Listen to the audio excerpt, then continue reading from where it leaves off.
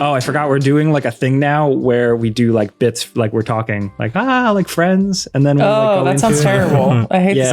But that's what this is right now. Thank you. We're doing it right now. We're doing to the like thing. each other at the start. No, So I'd then like to leave. Can we?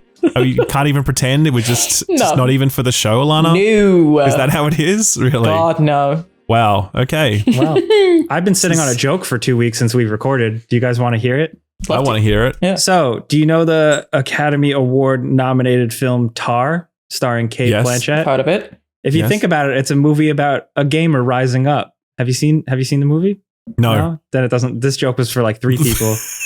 Shout out to my Monster Hunter fans. You know what I mean? Anyway, this is the Friends Per Second podcast. We are on episode 17. Thank you for being here. We're actually a little behind with our recording, but this is the bi-weekly, every other week, whatever you call it, fortnightly podcast where a bunch of friends gather to talk about a bunch of fun stuff. I am Jake Baldino. I am joined, as always, by Ralph, Mr. Skillup. What's up? Hello. Nice to see you. Long time no see. And unfortunately, nice to be back at it. We're like lone wolfing though, because Gerard wasn't able to make it. Something came up, and Lucy is abroad in the United Kingdom doing Lucy things. I don't know what like British people do. Eating meat pies. Is that do they have those in the UK? Or is that just ours, Alanah? No, they have them in the UK, but they prefer like a pork pie. I think they have a pork pie over there. Yeah, I think that's their meat pies are pork. Well, the Australian one's beef, right? I don't know. I don't either. Who has the little sandwiches? Is that that's the little British. Sandwiches? What are you talking about? Like the little with the sticks sandwiches in the middle? No, like the little ones you have. Never mind. I don't want to own my. Like I always embarrass myself in front of all you people with your cooler cultures. With your little sandwich talk. Cultured Australians, of course. We're the epitome of culinary culture. Absolutely. We just fucking bunning sausage rolls on a Saturday, bread, baby. Mate. Come on. That's right. Fairy bread. Do you know what fairy bread is, Jake? Have you heard of this before? Who? Fairy bread. Have you heard of this? Fairy bread? No. Yep. Like okay. Do you know what bread? hundreds and thousands are? No. Nope. That sounds like a candy bar. Do you know sprinkles that they put on top of a donut? Yes. Okay, just imagine you get a piece of white bread, it's normal white bread, and then you put some butter on it, and then you pour sprinkles on it, and then you feed this to children at a party. That's like high guy food. That's like the most like... what have I got in my cupboard? Yes, let's put those together. I make it for people for Thanksgiving quite often. Do you really? How do they respond? Confusion, mostly, which is fair. But I've done it like several years in a row. I've taken fairy bread to Texas. Everybody's getting fairy bread out here. Sometimes you can do too much butter. It's complicated. It takes ages to prepare. You know how it is. Is it like you like melt the butter? Is it like movie theater butter? Do not assume that there's anything other than what we exactly It's Australian, described. Jake. We do as little as possible. That's right. Like we could sleep cold butter on a piece of white sandwich bread with sprinkles on it? Pretty much, yeah. I mean, not cold, but yeah. Ralph, you would do Italian bread? No, that's too fancy for fairy bread. You wouldn't. You would only use Tip Top bread. That's the only one that you would do. He's right. Tip Top's your mum. That's it. That's the song. Alanah, I'm giving you Australian memories, aren't I? It's nice to be here. It's nice to be here. Yeah, Alanah, thanks for being here. You are a very busy person. I got to formally introduce you. You are a streamer, a content creator, a writer at Sony Santa Monica, and soon to be a professional, some sort of boxer. Technically, it's counted as professional, weirdly, but it's not a Anyway, yeah, I do a lot of boxing lately. That's most of my life at the moment, trying to balance everything in between training for Creator Clash 2, April 15th. Can you intro Creator Clash properly for any non-terminally online people who may not know what it is? Because I'm sure that there's more than a few. It's basically like a content creator charity event. You will have seen them before, but this one is... boxing event. This one is all about charity. The whole thing is trying to raise money for charity. I think they raised 1.2 million last year. Nice. Yeah, and it's all like very friendly. There's no like YouTuber ego clout stuff going on, or I wouldn't have agreed to do it. But it's basically like several months of a bunch of people learning how to box so that they can do so in front of people for charity. Because it's pay-per-view, so it's I think $25 for a ticket to watch the stream online, and that all goes to charity. So that's cool. Yeah, super exciting. So who's your opponent? Her name is R.I.P. Mika. Oh, that's what she goes by. Her name's Mika. She's a friend, which sucks. She's a streamer. And yeah, she's out in Texas, and I hope she's doing well. I have to hit her in the face in a couple of weeks. Nice. In this relationship, you and Mika, are you Rocky and she's Ivan, or is it, which way is it? Like, which one? Like, who should we rooting for here? Are you lifting up heavy tires out in the woods and I'm shit? the and she's underdog here. Really? Okay. Yeah. I see. But I do think she's going to win. You could root for me on the basis that I'm the underdog if you want. Okay. Yeah. Okay. I'll take it. Yeah. Okay. Definitely no Ivan's involved. We had to get the blood test recently. It's a weird thing. Yeah, like the whole. Well, I guess that makes sense, right? Because I mean, I'm sure some people would get on the stuff. I don't know what you call it. Juice. I'm not like informed enough about any of that to know, but I don't know how steroids help. Like, I know that they make people build muscle. Does it help with cardio? I don't know. Does it help? It makes you look form? Awesome, right? It just makes you look like a really cool guy. That's right. Gets you ready for a Marvel film. No, they're just testing you for G Fuel. That's right. But if you sniff it, if you snort it, it doesn't get detected. So that's the workaround. Hey, share my secrets here. Mika better not be watching. Sniffing G Fuel. That's right. But yeah, well, I'm actually very excited to see that fight, and I wish you all the best. I hope it goes super well. I hope you both stay safe and don't damage each other too much. I mean, look, it's a dangerous sport. People are going to get hurt, but I also the boxing commission, they're exhibition matches, which means that they're really just there for like a fight that you're not trying to beat each other to death, right? Sure. And if it even looks one-sided or looks like anyone's seriously injured, they'll call the fight early. There are a few fights last year that got called early, and the fighters were like, "I wasn't even ready for it to be called. I wasn't done." But they are pretty safe. Again, it's a dangerous sport. That's a thing you have to accept. We are going to end up bruised. I could break my nose. All that is possible, but they're not going to let us kill each other. No one's going to get knocked out here. We know what we're signed up for. So I feel pretty as safe as possible in a combat sport. Of course. Yeah. Of course. Is the let's get ready to rumble? Is that guy going to be there? Yeah, pretty much. I don't know if it's that guy exactly, but we do have a guy. Okay, that's awesome. Yeah, so cool. I'm excited about it. I have a whole walkout that I'm not supposed to share ahead of time, and I have a whole thing planned that I'm pretty excited about. It should be cool. Hopefully, who knows? As the gamer, we are rooting for you. Thank you. Definitely. Appreciate that. I was going to say, you know who should be the announcer? Scott the Woz. I'm feeling like if he was doing all the proceedings, Scott the Woz, just making it happen, I'd be behind that. I'll pass the feedback onto the team. Yeah. Yeah. Cool. Scott the Woz, please, next time. Yeah. That's right. Well, we got a packed episode. We got a lot of stuff. We got Suzi coming back on the show to talk Resident Evil 4 because we haven't gotten in depth with that yet.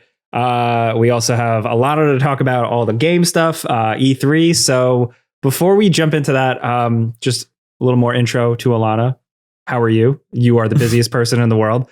The biggest question I think I've wanted to ask you, I think everybody who follows your work, like, how do you do all of this? Like, how do you fit it all in and then like have a dog and like have a life? Because you're a full-time writer, pretty much full-time content creator at the same time. And now you're training for boxing. Are you just super organized or what? Look, I get asked that question a lot, which I'm always like, oh, thank you. I appreciate that.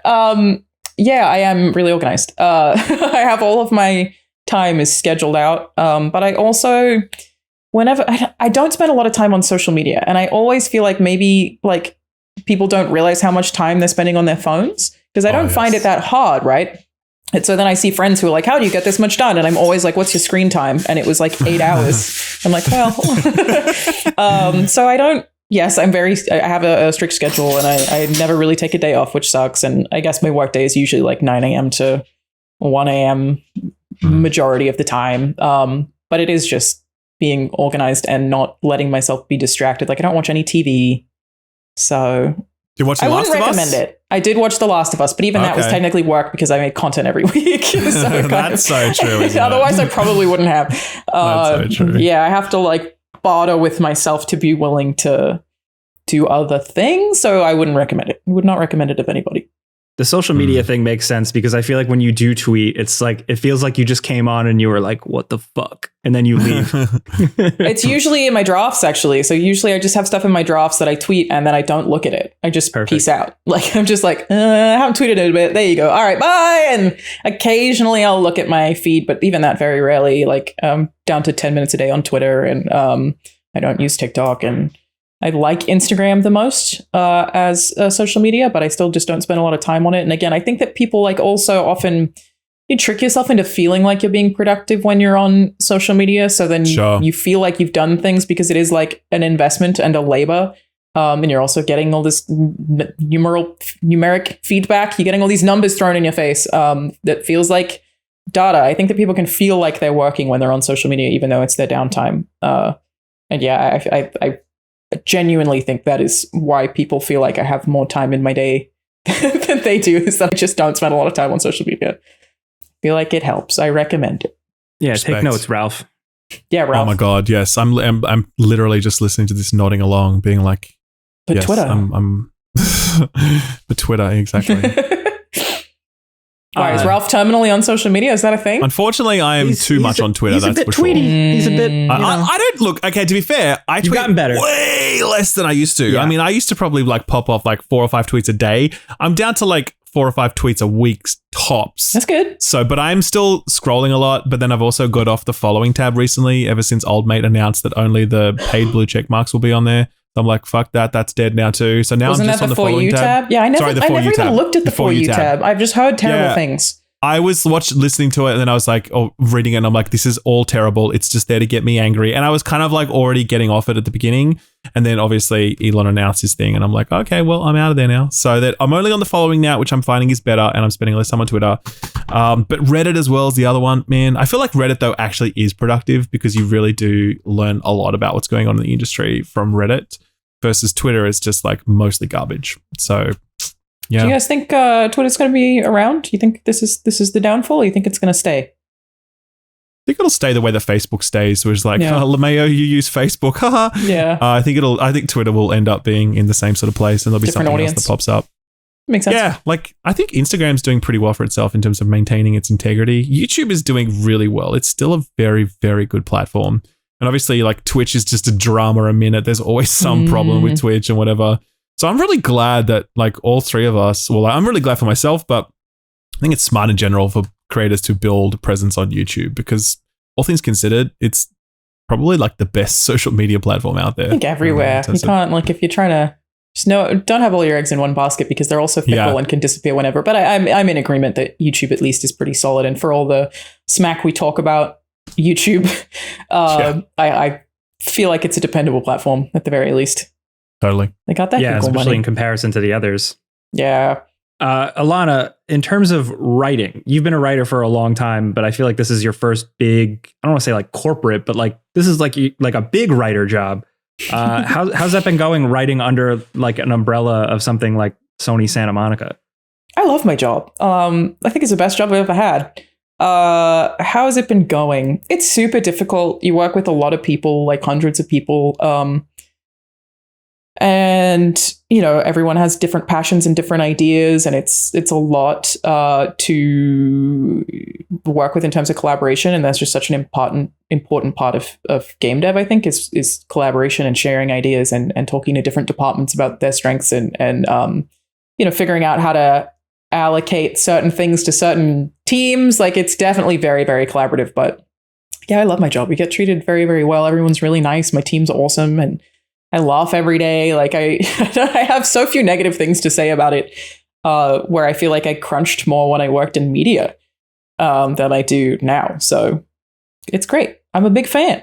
A lot of work, but it's super inspiring work. It's also like, I feel bad almost saying this to the two of you, but there's something very nice about working on stuff for a long time and then having like a really big triumphant release than like when I was at IGN, I feel like I would work, you know, for 2 days on something or whatever, and then it goes out and nobody sees it, and then you just on to the next thing straight away. Totally agree. And it can feel very isolating, and you can work so hard and have something not perform and not even know why, or you thought it would or whatever.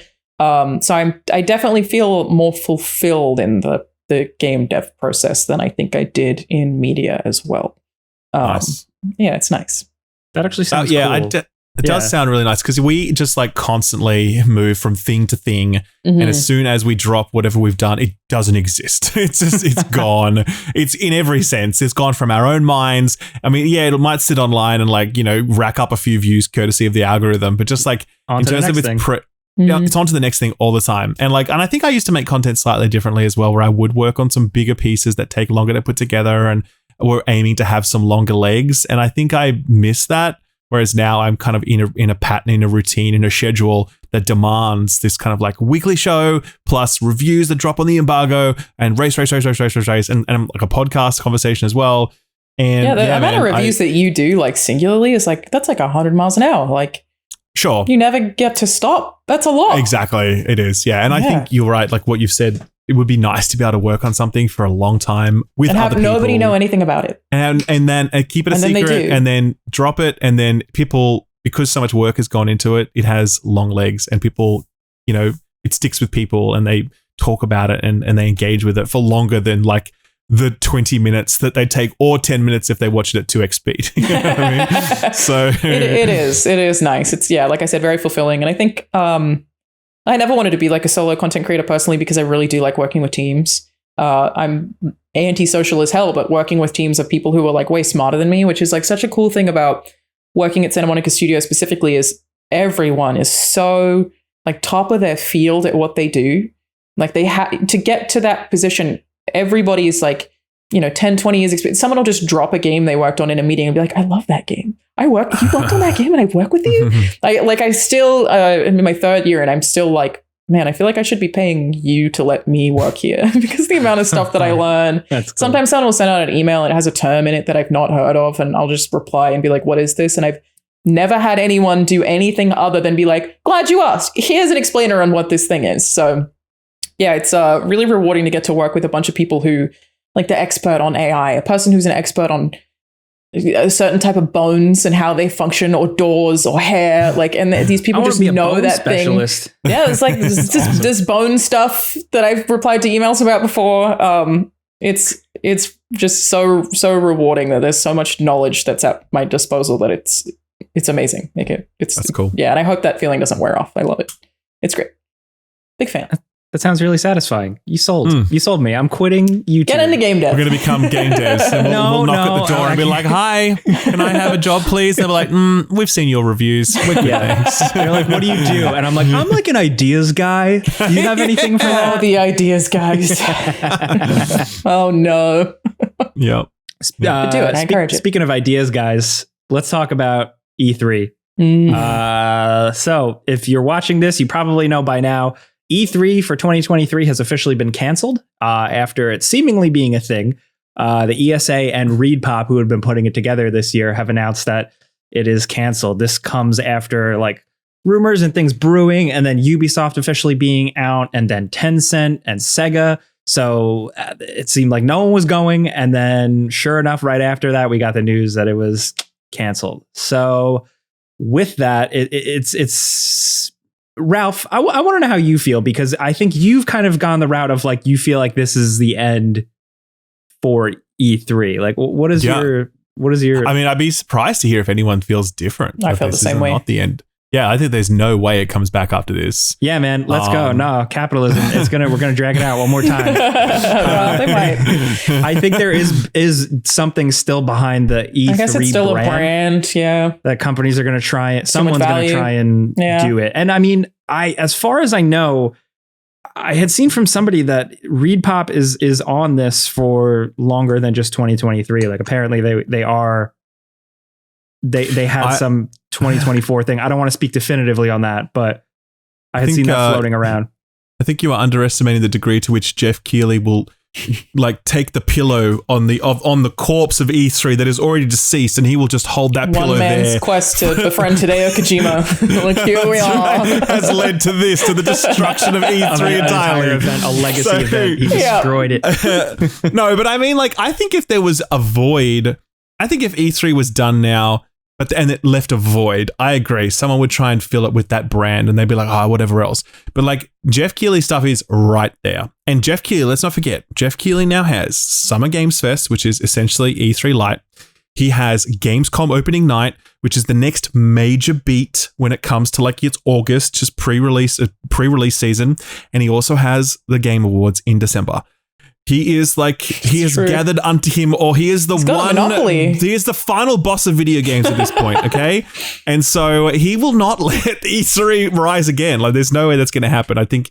But like, also, like, to be fair though, like if I was a publisher or whoever and Jeff said to me, I'm going to do this thing, I'm going to be like, cool, that thing is going to happen because Jeff Keighley is going to make it happen. That was it. I'd have no doubt about it. You know what I mean? And that's the thing that the ESA or even ReadPop cannot guarantee at this point under that E3 label. It's just, it's too defunct for that reason. So you probably have more information than I do, but I had not seen this as a Jeff Keighley versus E3 thing. I had seen it as E3 folding, not because of the Jeffs or Jeff Week 2K23, but because everybody's now just like breaking off and doing that. I think it's actually COVID that did it more so than Keighley, was that the publishers, you know, adapted to having their own streams and having their own private conferences, that it's just a week all about them. They can control all the marketing. They don't have to share hype with anybody else.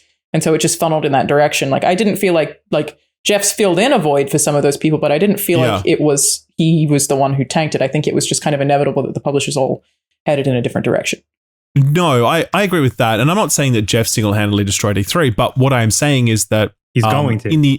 No. What I'm saying is that with E3 being dead, because he is already filling the space with something else, I don't see E3 then making a return. I see what he's doing getting larger. I also see like a week of events, like the way that this E3, by the way, is still happening in a sense, right?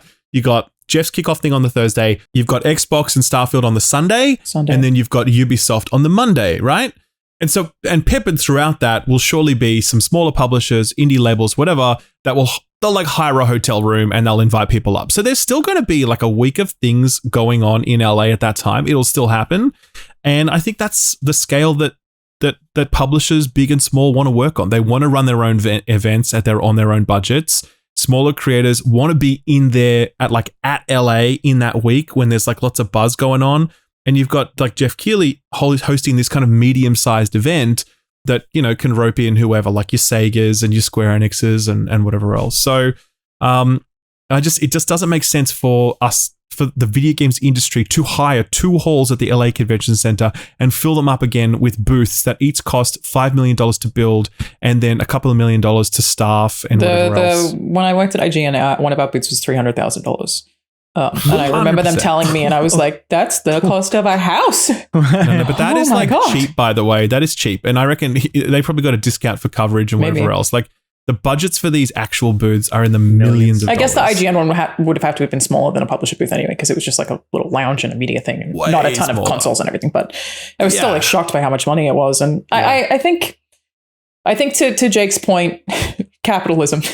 So that's a good point, is that the fact that the brand name can be identified by people means that it's appealing to somebody. Like someone is going to try and sell something with that name. And I do really love the idea of, you know, an E3 in LA where people can just go play a bunch of video games, but even that is kind of already filled by PAX. So the whole thing I'm not at all surprised by the cancellation. I'm bummed about it. I think because E3 was like such a big thing that made me want to get into the industry. You know, like you guys probably had the same thing, especially for us, Ralph, being in Australia. I was like waking up at 2 a.m. when I was 13 years old and watching these conferences and just getting so excited. Modem, baby. It was the best. Like it was like a video game sleepover for a week every year. It was so exciting. And it was. Again, I think it's a thing that. And also because you worked at EBs, right? You worked at EB Games. And then, because that's GameStop, whatever. Yep. But then we would have like the day after E3, we would read our Beeline, which is the newsletter, and we'd be like, this got announced, and like, oh, this collector's edition goes on sale. It was fucking sick, man. You'd have all these nerds come in on the day after E3. Put all their pre-orders in. Can I pre-order this game? And you're like, oh, we don't have it in the system yet, man, but don't worry, we'll get it soon. And like, dude, I was the person going to the store being like, please, can I pre-order? To be fair, I did that as well to myself while I worked there. It was just super exciting and like such a... Like knowing that you have that week to look forward to every year, it's definitely something that I'm sad to lose. But I also recognize, again, I think in large part because of COVID, that it's more valuable for these companies who now have these skills to put on digital events to just do them on their own time. I mean, PlayStation pulled out really ages ago. It makes sense. Nintendo, I think the directs are fantastic. I like the frequency that they do them. They're always exciting. They still generate a lot of buzz without E3. I think the loss is more than anything, maybe like a AA titles or even indie titles who now have less access to all of the press at the same place at once. I think they will struggle, and that there's a need for other events like that to rise up, probably like, on a more accessible scale in LA, one of the most expensive cities on the planet anyway. But that's where I feel like the industry is going to be hit the hardest, is the companies that will have a tougher time getting content creators and media to play their games and talk about them, essentially, which we just have to find another way to support those facets of the industry. I agree with that. And even in terms of having that captive audience that was us, just like getting excited and watching all this stuff on TV or online for 2 days or 3 days, like we were presented with a lot of those types of games that then we'd kind of forget about, but then go, oh yeah, that game. Whereas now those games are still going to be in showcases, but possibly spread out across weeks of different events. So like, I only think of it as like, I want like the consumer side, me as like the fan, I still want to just have that like fun week that like, it's corny, but everybody used to call it Gamer Christmas, Yeah, totally. But then also I still think it's important for it to not all be like, I understand the companies, it makes sense why they would do this, but I don't want it to all become just advertising where it is just them presenting their shit, where I think there's still an important key component of somehow, whether it's press, influencers, or just regular people, getting some hands-on and checking out some early things and being like, that looks weird, that looks great, generate some buzz. It helps them too. It's like film festivals exist for movies. Like we still need those types of interactions and buzz generators and stuff, because it's fun. It's a little more fun than just the company going, hello, everybody, here is our next game, and then that's it. Like we need some of that spice. Great that I'm saying that because that's how I exist. Like that is my job. So I'm like, please let me still exist. My job to not be redundant. Yeah, and there's also so many other events. There's obviously GDCs, which you haven't mentioned. There's PAX. There's Tokyo Game Show. There's other stuff that goes on, Gamescom. And yeah, so I mean, there's going to be lots of opportunities for games to get profiled. But it's just E3 itself was the mecca. It was the one, and it's just kind of sad, I think, that it's gone. And I'm sad about it. All of the cynicism about E3, like I get it. People are like, oh, it's just a week of getting lied to, fake trailers and whatever. I'm like, okay, yeah, cool. That's partly true, but it's also not true. There's also just some really cool shit that we saw, and it was exciting, and it's fun to be excited about video games. And some of them will disappoint us. Some of them won't. Some of them will be like better than we could have hoped for. And E3 is often the start of that journey where we begin to be excited about some new game that's coming out from our favorite studio. And to not have that big stage and those big moments again, that's a bummer, man. I think that's a straight up downgrade in my view. Totally agree. My other question too is like, as far as I knew, E3 was also a meeting place for the less exciting stuff, more of the industry side stuff. I knew like a lot of, it served as a good meeting place for like, I don't know, like retailers and like all different types of people to kind of convene. So like, I wonder what's going to take place of that. It's not as exciting, but I don't know. E3 is a little bit less of that. Like there's still a retailers expo that happens in Vegas where they like give all the retailers access to games that are coming out or explain what they are. The business stuff is still more DICE and GDC. Okay. Yeah. Like that's why people are getting their games funded and published and pitches are all happening, is a lot of DICE and of course a lot of GDC. So that stuff still exists, but I think it was actually a much lesser part of E3 than the media hands-on and having all the media in one place finally for once. And it's like, I like we know it can work differently now again because of COVID as well. Like we can do playthroughs through Parsec, like that stuff is possible. We have alternatives now. Do you guys like that? No. I'm in Australia though, so I hate it for very different reasons than you do. What I really don't like about it is I feel so uncomfortable with somebody watching me play and listening to me that I can't hear or see.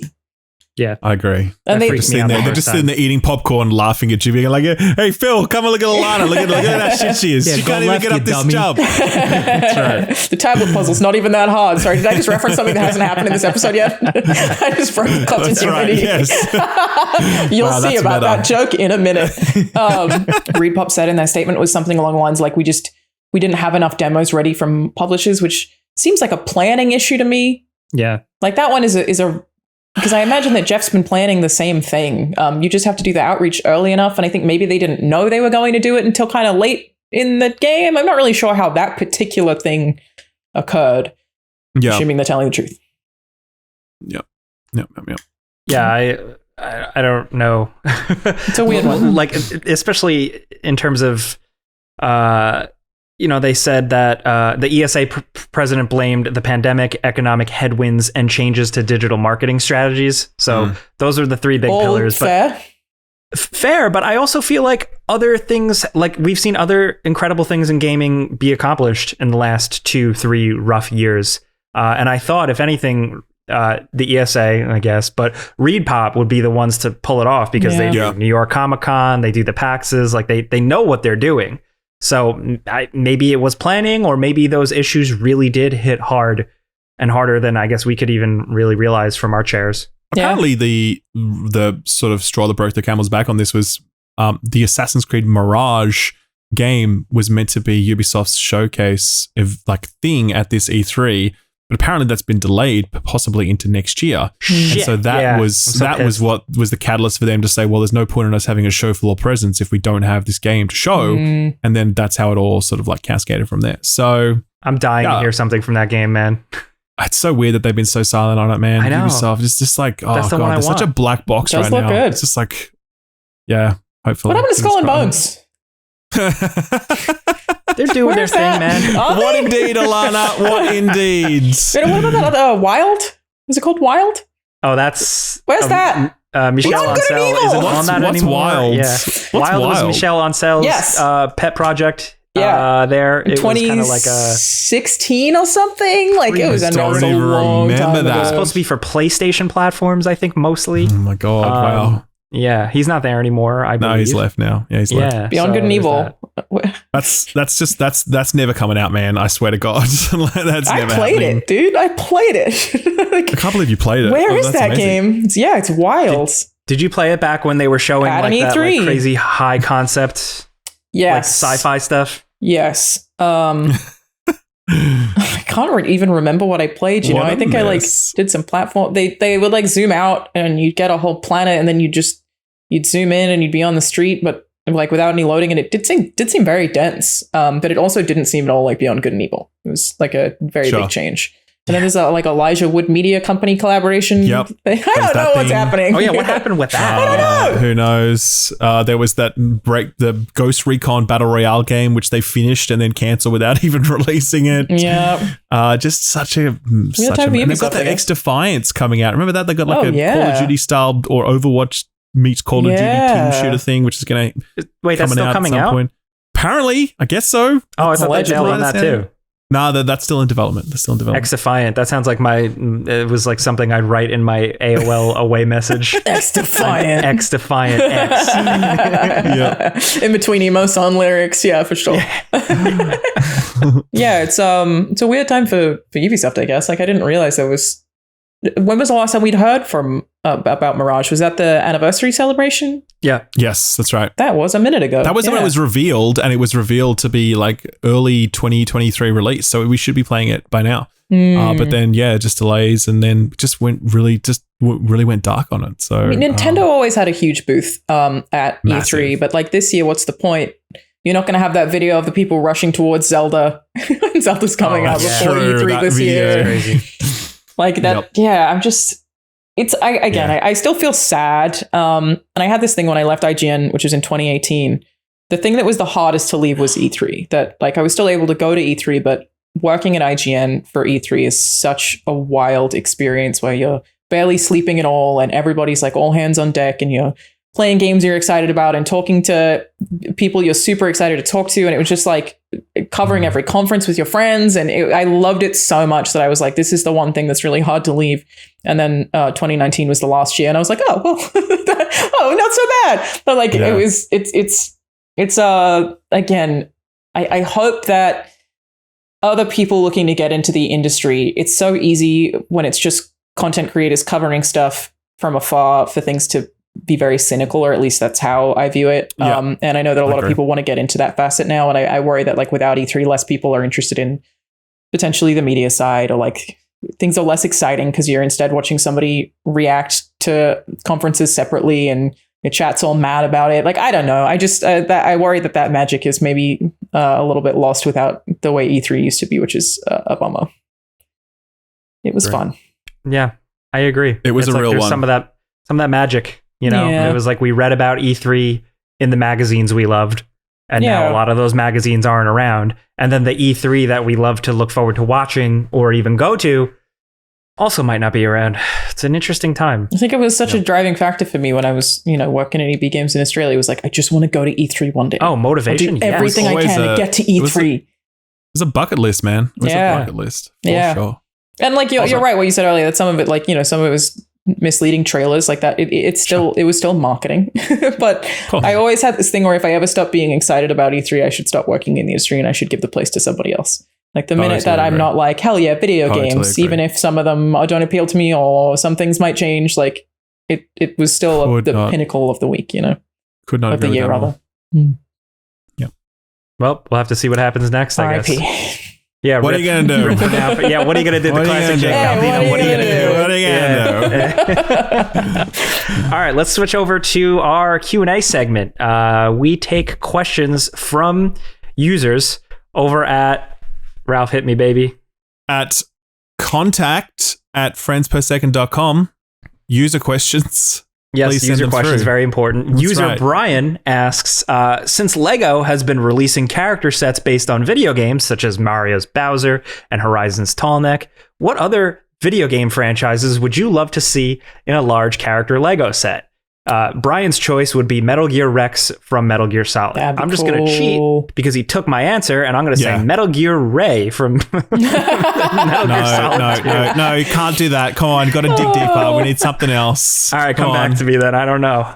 Rex is a great pick. I know there are like Bandai model kits. That looked awesome. I never even considered that in LEGO. I actually have one here. My man. Open. I'll show you.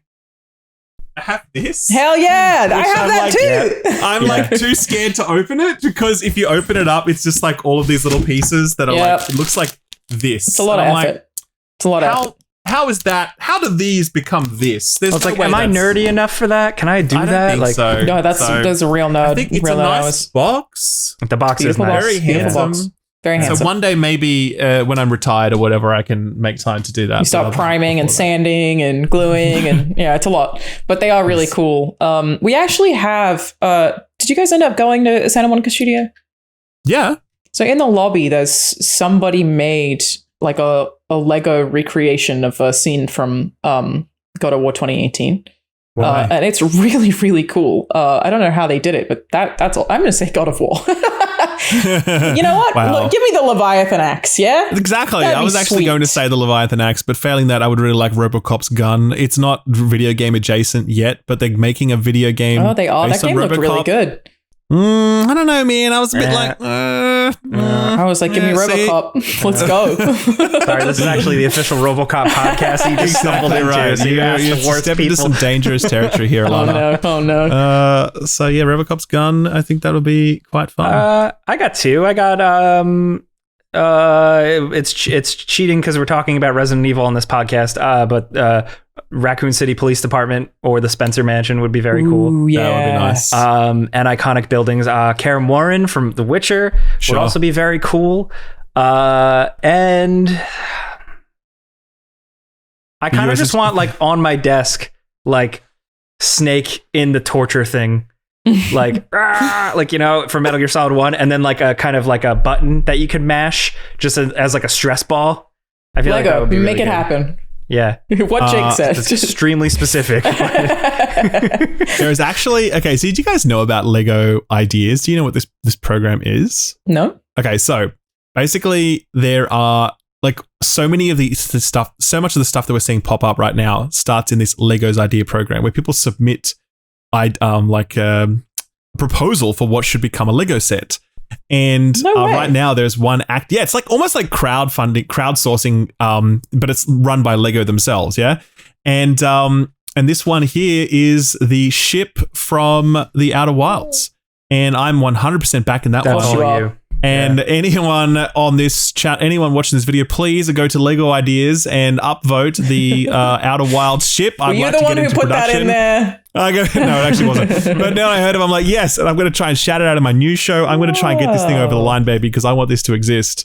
But there's lots of other ideas on this. Wow, this is really cool. Yeah, it's a cool idea, isn't it? I really like it, and you just like browse for different stuff, and you can see what people are working on, what they're proposing. Mary Poppins' house is in there, and what video game is that? Oh my god, the Spirited Away one looks so good. Holy shit! Can I show it to you now? I'm gonna just link it in this chat if I can find the chat. Swan Wings Airport. They've got everything. Wow, they really do. There's so much. And, oh my god, the Spirited Away one's amazing. The Lego community is incredible for stuff like that. Like I've found, so I have like the Back to the Future time machine Lego DeLorean, but like I just like the car. I don't really like the time machine. I know that's crazy. So like there are Lego people in the community who have found and compiled Lego parts to convert it from a time machine DeLorean to just a regular DeLorean, and that's for like 5 people on this planet. And I love Lego people for that. That is really cool. Damn, bikini one. Wow, this is amazing. Yeah, there's a Lego. This is like the list is crazy. Thanks for this. I'm gonna just look at this all day, dude. Thank you very much, Brian. What a legend. Yeah, shout out to Brian for that user question.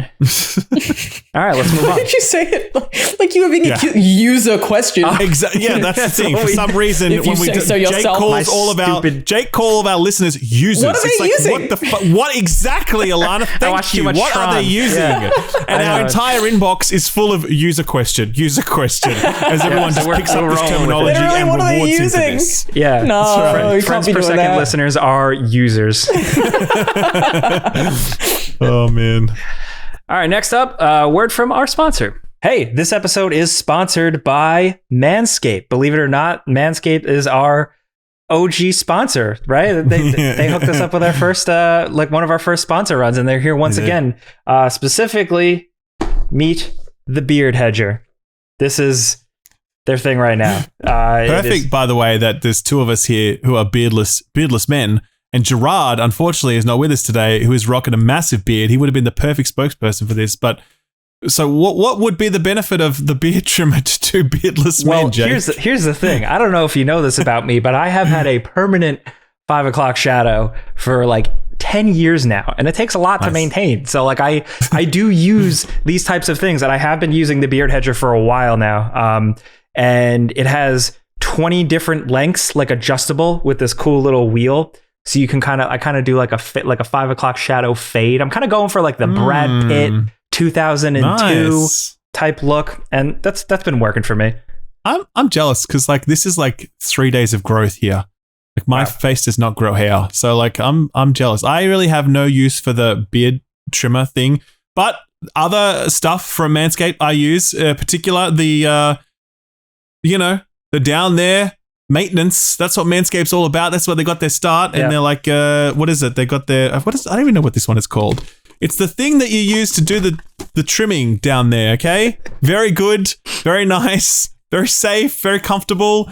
No nicks and grazes. Just nice and easy to use. You can use it in the shower. It's fine to use there. And I like it. I'm a fan. Yeah, and their products are actually pretty solid. That's the thing, because I'm like I'm a tech snob. So the fact that it has good charging, the main is like a little charging stand. They use USB-C. That makes me very happy. It's the little things, you know. USB Type A. No, man, I'm out. I'm not. Get out of here. I'm going to return that sponsor down. But you are a USB-C product. You can come on board there. Exactly. PS podcast. That's fine. That's right. It's a good thing to cover all the bases. They also have the Weed Whacker 2.0, which you may or may not have heard about. This is like super skin safe tech, so you can get all your weird places, your other weird places, specifically your ears and your nose, and it doesn't hurt. And that's important because that stuff usually scares me.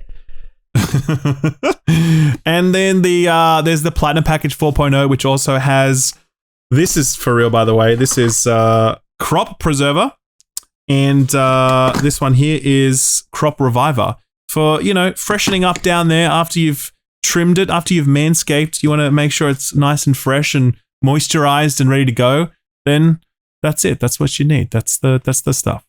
Yeah, it's important. It's worth pointing out too. The Pro Kit, if you're on the beard side of things, has beard shampoo and conditioner, beard oil, and beard balm. So specifically, that's definitely for someone more like Gerard, but it smells good. It's effective. It works. So there's a lot of bases covered.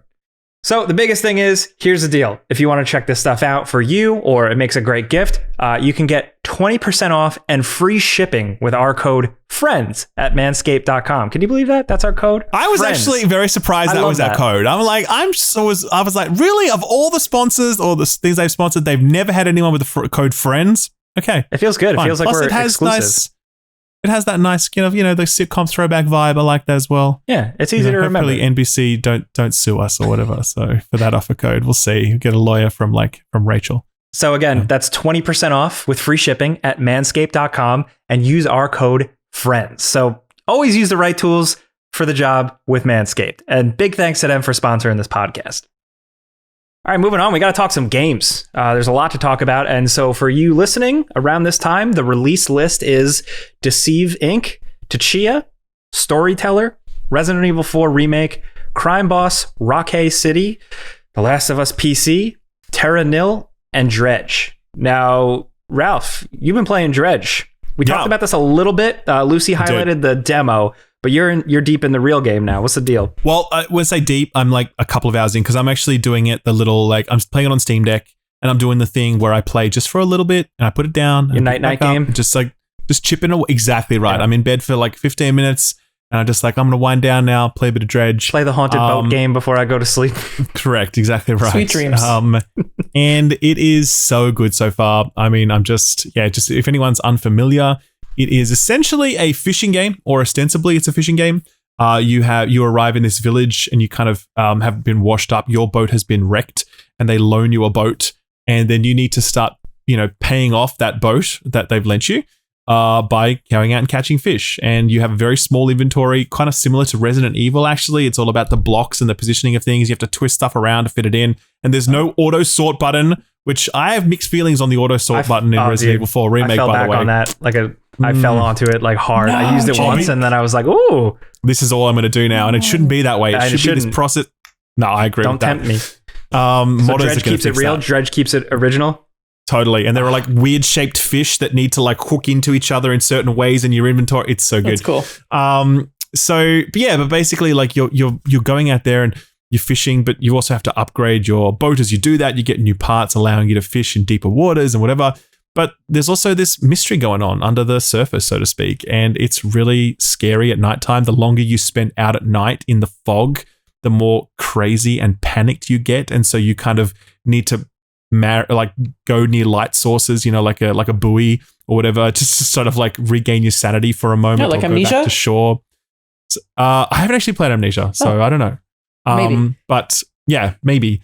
And then, you have to go back to sleep ultimately to like calm yourself down because you just get sort of too worked up. Same. But everyone there has their own story and you're trying to uncover like what's really going on in that region. There's a number of different islands to explore. It's just this fishing stuff. I hate fishing in video games, by the way. I'm just not into it. I'm one of those weird people that's just not about it. But I like fishing in this game. It's a really well done mini game that I enjoy. And I like upgrading my ship. It's very satisfying. And I like the slow boil mystery that is unfolding. So I'm really keen to play more of it. And all the reviews, by the way, everyone loves this thing. It's out right now. And it's just like, 8s and 9s and 10s across the board.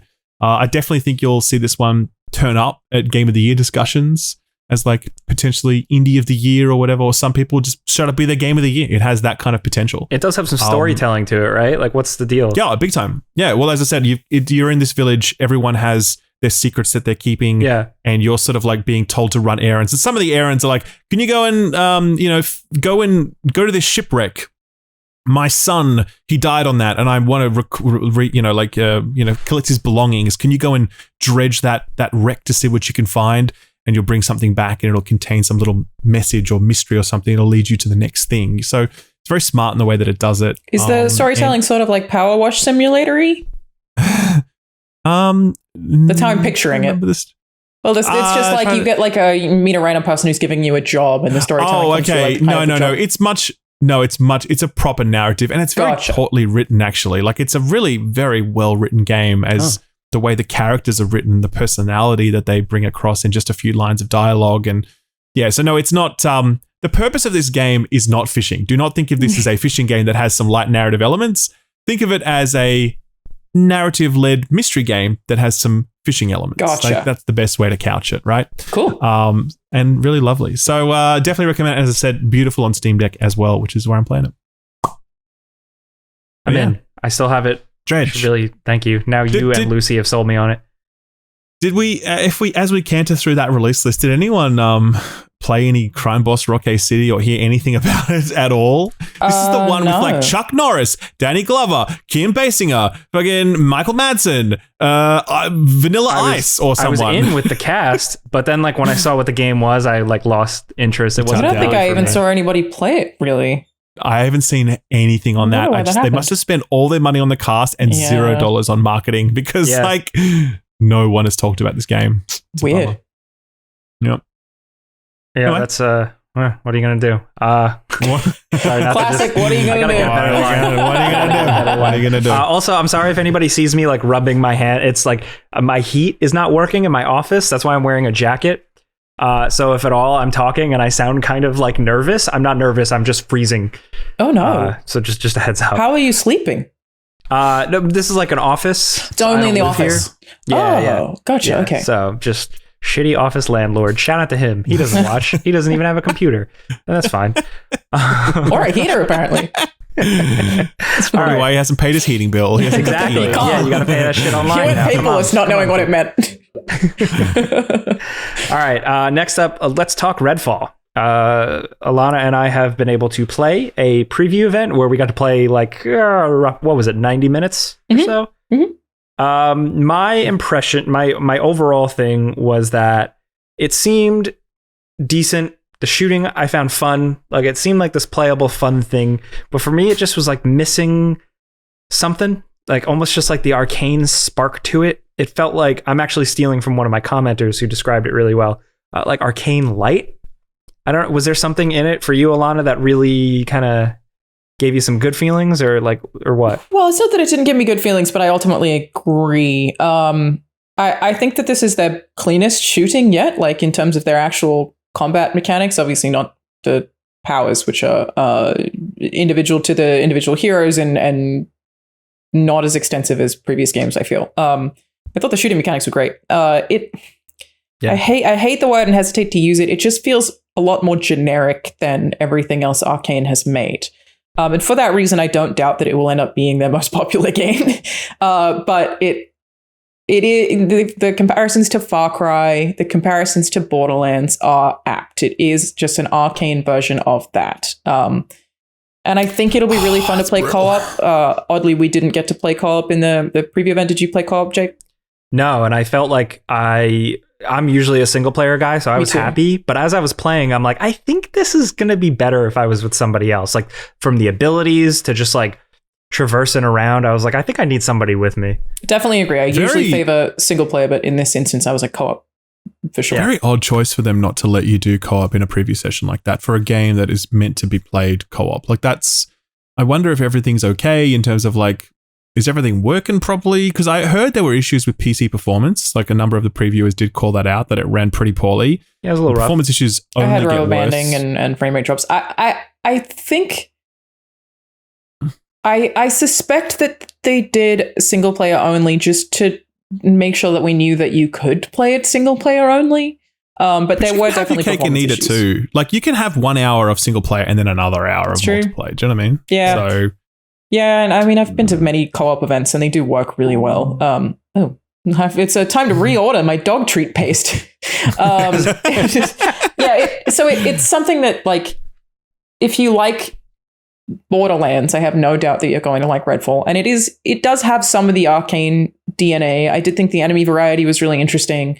The campaign mission that we got to play did have, again, some Redfall DNA in the way that it played out, but it was very arcane light. So it's something that I do think I'll end up having a lot of fun playing, but it is ultimately like clear out a horde, get safe house, shoot things in area, and then leave area. Things will shoot you on the way. This big map where really the goal of the game is probably less interesting than any previous arcane thesis, where it really is just take back Redfall. That's the whole your whole goal, where, you know, any of their other games is like much more complicated to explain. Which is a bummer. So it was a thing that, like, I'm a huge arcane fan, that I was like, okay, there's more arcane DNA than I expected here based on the trailers we had seen, and I was happy to see that, but I still think it's not necessarily for me, but that doesn't mean I don't think it's for anybody. I do think that there will be a big audience for this game who'll enjoy it a ton on Game Pass. Yeah, wow. I think the guns felt really good. There were moments of arcane, like I like the interiors, the vampire nests, like the more linear structured missions that you would go into did have some creativity to them, like some really cool interior design and like weird effects and stuff. But like encounters were weird. Like the AI was very not good. Like worse similar to Deathloop. Like worse than Deathloop, it seemed like. Whoa, that is impossible. I don't know what was going, but like again, it wasn't finished, so. They're not going to change AI in the next 6 weeks. Yeah, like that's they can't done. just switch the smarts on. But I liked the town itself. The town, the whole thing, like it has Arcane is good at sense of place, and I think that translated over pretty well to an open world for the most part. Specifically in the main streets, it had this really cool moody atmosphere where you just see a vampire hovering over like an intersection of the town. Or you'd see these weird other vampires perched on rooftops, and they have glowing eyes that scan the environment. Yeah, that felt I was like, all right, this is kind of cool. It was hard to get a full gist of it in 90 minutes. I was like, there must be something more, or player powers maybe work together better when there's more than one, because I played as Defender, who had kind of like Ghostbuster style tech gadgets. And they were mostly unfulfilling. It felt like my character was like, had like little pieces of Corvo Atano. Like it almost felt like I assumed like everybody is like a little bit of Corvo divvied up. Like I had a teleportation device that I could throw that could blink me elsewhere that just wasn't as satisfying to use. The range on it wasn't great. I didn't feel effective with it. I actually ended up using it more like you could kind of get enemies into it, which was really cool. So I'm like, oh, there is going to be some experimentation. Totally. I just want to see more of it. Yeah, it's an interesting one in that, like I said, I don't know that it's for me, and I wonder if part of what you said there, which is the heroes will have different abilities, but when we're used to arcane games, especially Dishonored and Deathloop having so many of the same abilities, it's weird to have it dialed back and still feel satisfying if you're like an arcane game player, where I feel like the Redfall audience is probably kind of beyond that. That's what I took away from it, at least, that it's going for a different crowd, or it wouldn't be a co-op game, right? It's a very different thing. But I actually didn't do any of the nests or the hives. Did you do one of those? Yeah. What was it like? What do you actually do? I don't really remember, but I remember kind of going through it with like one basic objective, and they were like the thing in the game to me that felt like the arcane, like trippy, mystical element. It was a little more challenging. And they seem just kind of like a cool kind of dip out open world thing where you're kind of like, okay, now I'm in here. I guess like a dungeon is the word. That makes sense. Was it a long time to get through one of those? Because they definitely like sold them at the event, even though I didn't do one, as though they were like raids. I didn't finish mine. Because my period ended. Like I finished a main mission and then I went to that, so I got cut off. Gotcha. But I like the main mission too. When you're like walking around the house trying to figure things out, it seems like they're building a pretty interesting story around each of these like evil people who have controlled this island. Because like there is a lot to the story where they're like vampires, but they're not. They're like scientific abomination vampires. They're not necessarily like just your regular old ancient vampires. Like. There's definitely some stuff. Like there's some arcane like stuff. Totally. Yeah. It's I'm excited to play more. I'm just excited to play it co-op is, I think, my biggest takeaway. Yeah, and your point about people who aren't really Arcane fans, I'm curious to see how they react to it because they're coming in with no baggage, no expectations really. I think some of them might like it. I suspect so. I'm really interested to see why Arcane, I wonder if, because I think conventional wisdom is that Arcane moved away from making immersive sims because they weren't very successful financially for the studio. That's the conventional wisdom. I can't recall an interview where that was said straight out. We were losing money and we needed to change course or something. That maybe that interview exists, maybe not. I don't know. I'd be interested to know what the dollars and cents on that actually was and whether or not this decision is to move away from those sorts of games is creatively led, like the team at Arcane want to make a different type of game because they're bored of making immersive sims, or they're like, well, actually, we need to make a different type of game because those games aren't selling. We're a big studio. We need to bring in some dollars. It's hard to say when it's on Game Pass, though. Well, I think it's hard to say because Microsoft owns the studio, right? Yeah. So I think that's the bigger equation that makes all of the dollars and cents stuff. Maybe it's just a change up as well because I do think they're one of the higher ups there isn't there anymore. I know Harvey Smith is still there, but Rafael Colantonio, yeah. Maybe it's just a little bit he's gone as well. He did Evil West and whatever else, and maybe. And again, I just don't know because I look at this and I'm like, this just does not look interesting to me personally. And I think about Arcane in the past, and they've made some of the most interesting games ever. Full stop. And then it's kind of like, well, why would you stop making that type of game? Why would FromSoft stop making the type of games that are incredible and that everybody loves? And obviously, the thing is, FromSoft games sold really well, so that's fine. Maybe these didn't sell very well, and they had to pivot, right? But you're right that's the assumption. People tend to assume. It is the assumption. But I know they've addressed it. Yes. And I just wonder why. Because again, I just look at this and I'm thinking, I just wish Arcane was making a different type of game. But if they were saying, no, we as a team really want to make this game. We love it. We're so excited about the prospect of this. We're done with immersive sims. I'd be like, cool. Yeah. More power to you. I love that. I'd also be sad, don't get me wrong. Do you know what I mean? But if it was they were making something like this because they feel like it would be financially successful, I'd be like, well, that's a bit of a bummer. You know what I mean? But yeah, because as I said, all the previews that I've seen for this, nothing's really grabbing me at this point. It's just, maybe I'll enjoy it, maybe, but I don't look at any part of it and think, I need to experience more of that. Everyone I spoke to walked away. Oh, sorry, go ahead. No, you go. Everyone that I spoke to after the preview event said effectively the same thing that Jake has said here too. Is everyone was like, yeah, that's what I heard as well. Exactly. And that's such a bummer because it's Arcane, man. You could spend just a small amount of time on the talent in Prey and just be like, whoa, this is fucking sick. And obviously Dishonored takes you all of 5 minutes to realize that's special, Even Deathloop, I think, had this I didn't like Deathloop, but I walked into Deathloop very excited because there were so many things about it where I was like, oh, visually this looks spectacular, cool characters, this time loop mechanic. That's interesting. There are a lot of things that really get me in, but then obviously I got there and I was like, well, none of this is working for me. But with Redfall, I'm just not seeing any of that. It might be the opposite. Maybe I get in there unexcited and I find out this is actually sick and this is, awesome and all of the Arcane shit that I'm looking for is there. Certainly just on the surface as I'm taking in this coverage, I'm like, oh, okay, that's a bit of a bummer. I feel the same way about it and I am bummed about it. But I still do want to play more of it. We were pretty limited in what we got to play. The skill tree was huge, so I don't know how creative you can actually get with the heroes. And clearly it does feel like it's designed for co-op. So it's I feel like we didn't have the accurate experience even playing it really. Yeah.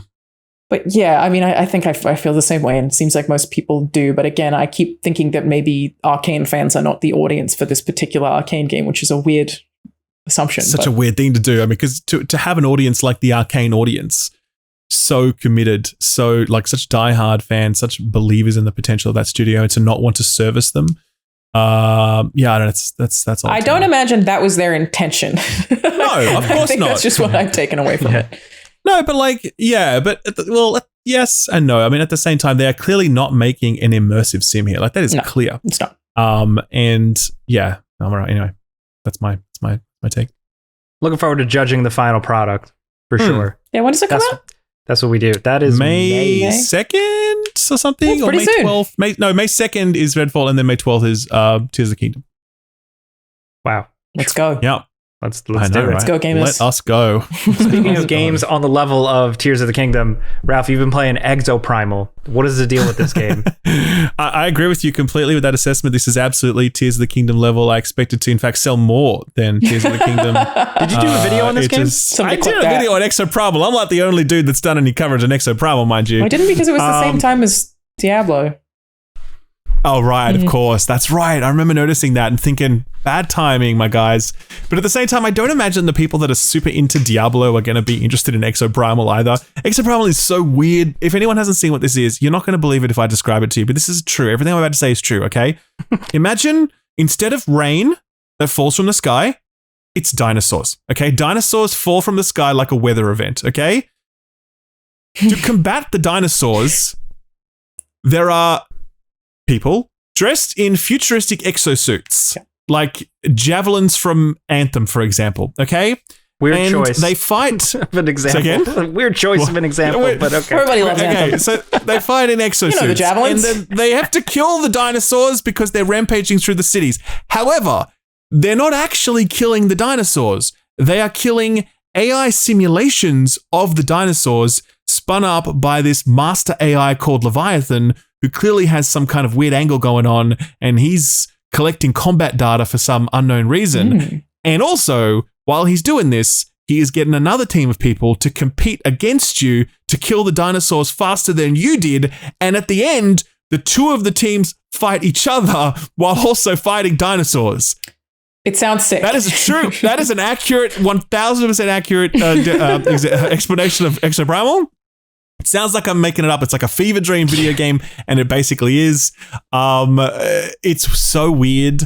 I don't know how this got greenlit, but I like it. It's fun. It is a PvEVP co-op shooter. If you've played Gambit in Destiny, you'd sort of have a broad sense of what it's like to be competing with a PvE objective between you. It works really well on the PvE side, but then the PvP side really starts to break down because a PvP game is really hard to make, man. It's really like, think Overwatch, the end game, because it's teams of 5 or teams of 4. I think it's 4 actually. And you're squaring off against each other, and you have like a tank unit, you have a healer unit, you have your DPS. So it starts to feel very Overwatch in that last component where you're fighting the other team directly. That part doesn't quite work because, again, properly balancing classes and level design, all this sort of shit is really tough. And even in the beta that I was playing, there was so much cheesy bullshit that people were already discovering and exploiting to like ruin these games. So I think Capcom have a really long road ahead of them to like get this thing truly successful. I just don't know how this one's going to go away. Like, I'm just so surprised they didn't try and tie it into Dino Crisis. Well, I mean, Dino Crisis is survival horror, and I also think they're keeping their powder dry because they'll like remake Dino Crisis. I guess they must. Like they have to. Yeah. And so I reckon they want to save it for that. But yeah, this is so different tonally as well. This is so over the top, ridiculous, futuristic. Yeah, it's oh god, it's so weird. It's the weirdest thing I've played. Literally, the title of my video was Exoprimal. It's weird. Like, that's it, you know? What kind of dinosaurs rain down from the sky? Raptors, Triceratops, T-Rexes, pterodactyls, some other bunch of little ones I don't know the names of. So would you call it like a horde shooter? Is it like... Yes. Okay. It is a PvE horde shooter where you have to race to kill as many dinosaurs as possible before the enemy team. Yeah. And then you get dropped into an arena at the end that is a PvP component where you can actually shoot. It sounds really fun. Directly. Yeah. It is very fun. As I said, I had a great time with it, but I can't see how this is... Like, I'd be so surprised if this gets picked up and is successful because I think so many people are going to be so weirded out by all of its disparate components. Plus, it's got like a whole live service vibe. I think it's got a season pass. Yeah. It is a paid product, but it's also going to be on Game Pass. So I do think it'll get a nice bump out of that. That will help. But yes, I do think it is an uphill battle for this particular release. Capcom, like the only other multiplayer games Capcom does are Street Fighter, totally different thing. And then like your weird ass Resident Evil shooters like RE-verse and whatever else, you know what I mean? Like that's their experience. So I don't know, man. I wish them all the best is all I'll say. And it's out like June, I think it's out. I think it's out in June, something like that. That sounds right. Yeah, it's definitely a tough one to market because it does sound... I think your Gambit comparison is actually a very good one. Yes. Exoprimal is out. Sorry, July. It's on the 14th of July. Yes. I hope it works out because I want them to get weird again. Because I want them to do like a Devil May Cry battle royale. Really that would work. I can see a universe where that works. Totally. All right. Well, speaking of multiplayer stuff, you guys have been playing the Diablo 4 open beta. What's the deal, man? I haven't been able to touch it. Fantastic. I got the code, but I didn't actually get to play it.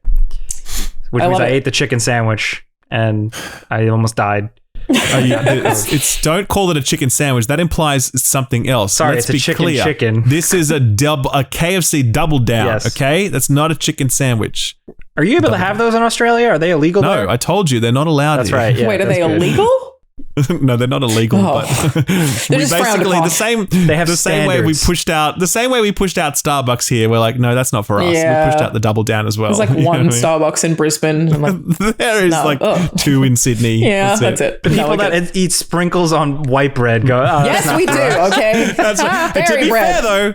What coffee is actually one thing where I would say we lead the world. I would say that Australian coffee actually have fantastic. I'm not even joking. Dude. I have traveled the world. I believe, unironically, the best cups of coffee you can have in the world are in Australia. I agree. In Melbourne in particular. Melbourne has this like obsessive coffee culture. It's a lot of Italians and Greeks. Oh, okay. And yeah, they're just. Can we just talk about this instead of Diablo? Whenever I go home. And the fact that I can get like a latte or a cappuccino anywhere and it's always going to be at least good, sometimes mind-blowingly good. In America, oh man, it's bad 9 times out of 10 and 1 is maybe good. Like, true. I took my boyfriend to Australia. I cry when I have American coffee. I cry. He had a cappuccino. Like, he was like, this is one of the best cappuccinos I've ever had. And I was like, yeah, dude, it's the whole fucking country. Like, they're just so good. Every time I come here, I'm like, the coffee is so bad. And why do they drink it black? I don't understand. Do you know who else has rad coffee? Diablo. Japan. Oh. I'm sure. Tokyo actually has rad coffee. Yeah. They actually have some little coffee houses that really know what they're doing. So the first time I showed up on the podcast with like a big like dirtbag 7-Eleven coffee, like how I am, Ralph was like, no. And Lucy was like, what's this about? And it was just, I felt so judged. I was like, I'm sorry, weird. I'll just drink Red Bull instead. Never mind. Yeah, we prefer that. That is better. Get your gross coffee out of here. Anyway, Diablo's what do you reckon, Alanah? Diablo. What do you reckon? I think it's fantastic. I had a really, really great time playing, and it's probably one of the best betas that I've ever played. I don't know if that's just because I was very excited about it. I think I've said this to you guys before, that I know I'm an outlier, and that I also had a lot of fun playing Immortal. Obviously did not partake in any of the monetization practices, but like Immortal just made me go, shit, I can't wait for Diablo. And then playing more Diablo, I thought the cutscenes were stunning, just absolutely mind-blowingly pretty. It was very functional for a beta, surprisingly. Beautiful, really enjoyed the combat. I think my only concern coming out of it was that it maybe was a little bit too easy. I didn't think the combat was particularly challenging. I mean, have you played a lot of Diablo over the years? I played a lot of D3 and D2, but yeah. It's never hard at the early phase. Like it's always just super simple. I suppose that's true. In that early bracket. And then they got our butt kicked by the world boss, so Sure. Yep. I actually played that beta a while ago in like a closed like content creators thing, but it was the same, like the Frosty Peaks, whatever. The Necromancer class wasn't available, sadly. Otherwise, he would have been my boy. Been able to try it. Yeah. But I was so blown away by how good it was. Like I really was not expecting it to be as good. I mean, because I still like Diablo 3, but I can definitely see how lots of people feel it's a step down versus 2, tonally in particular, and also mechanically. Diablo 3 feels more arcadey. It's much faster, and the way character motion doesn't matter in Diablo 3 versus in Diablo 2. You actually have to properly move and control and point your character. And they have a lot of that back in D4. It's not the same as D2. It's not kind of as slow, but it's closer to that than it was in D3. So that already just feels like a massive upgrade. The suite of abilities was fantastic. The potential of that skill tree that they showed, huge. You can just see that going for miles and just having so much in there. But the tone for me was the big thing. It was so dark. Mm-hmm. It was darker than 2 by far, especially in its storytelling. And I wasn't ready for that. And I was so into it. I was like, this rules, you know, this is exactly where Diablo needs to be tonally. And the art to go with it too, like the cutscenes as well. Like it's very gothic just across the board, and they nail that direction. They do. Yeah. I couldn't get enough of it. I really am so excited because that's June, right? Yeah. That's from memory. That's like early June 6th. I'm looking at the calendar now. I think that is also June 6th. It's currently my most hype release of the year, like more than Zelda. June 6th is the day before we go, was like 2 days before we go to E3 Summer Games Fest. So not anymore. Yeah, well, I'll just be here playing. You live in LA, so you can literally do your job, and then I'm gonna wait a week to play it. But yeah, I guess the big question mark around obviously is like monetization. What's Blizzard gonna do? Right. Do you guys have any thoughts on how you think Blizzard will manage the monetization for this going forward? Are you optimistic or are you pessimistic? Like, what do you think? It's really hard to say because, like, the optimistic part of me would say, well, Immortal worked out so poorly for them that maybe they'll learn, but I don't think they ever really cared. I think that they full well knew what was going to happen with Immortal, and it was like, it's a mobile game. Who cares? They'll take what they get. So it's like impossible to say if they'll learn from that at all. It still made a lot of money, you know? I don't know. And I do think that you're right, that's the thing that everybody, I mean, the auction house, everyone hated that too. It's still there for too long. Like it's the one thing that I feel is up in the air, and I think it's probably just safer in general to err on the side of it's probably going to be terrible. Like they're probably going to do something that we're going to hate realistically, which is a bummer because, again, none of that content was in the beta, and the beta was awesome. Yes, that's it. Exactly right. Yeah, I remember playing the beta for Diablo Immortal and being like, guys, this is a good game. I hope the monetization doesn't ruin it. Look, my guess would be with this, like, because I look at Destiny, for example, which has actually a pretty good approach to monetization on the whole.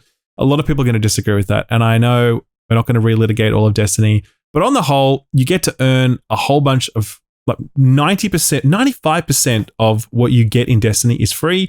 But then there's like the 5% of like stuff on the Eververse store, skins for guns or like emotes and all that sort of shit. Real life jackets, right? and shit. Okay, the real life jackets is a whole other thing, and they're like $300 by the way. The like shoes. They're expensive. Sure.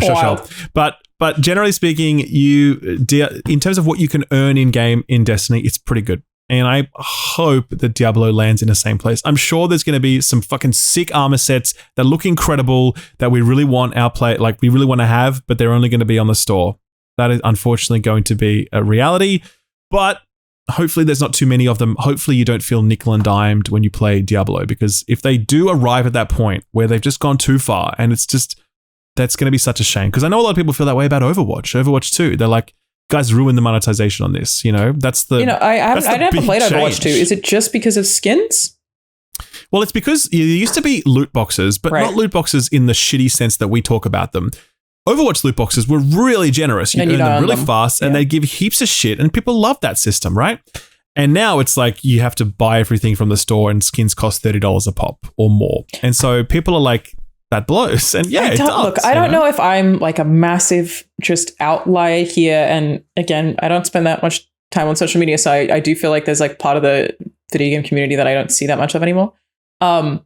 I don't care about skins, and I think it's like a thing that like my head's like, just don't buy them. Like, I know that that's not the general stance, but like, I think I've never cared about a skin costing money because I've just never cared to buy one. But has there been any game that you've, like live service game, for example, that you've stuck with for a really long time and that I've played a lot of Destiny. I mean, but I've never, the only microtransaction I've spent in the last 10 years was that I bought a dog in Sea of Thieves. Like, I'm very anti look, here's the best way for me to paint this without alienating too many people that I'm about to piss off. The way that I kind of look at like seeing somebody who's bought an expensive skin is the same way as that Twitter meme that's like, haha, look at this idiot who paid for Twitter Blue. Paid $8. Yeah. Sure. And I'm like, why do we not see skins that way? Like, my approach is not like, wow, that looks cool. My approach is, you paid for that, you idiot. Like, I don't know.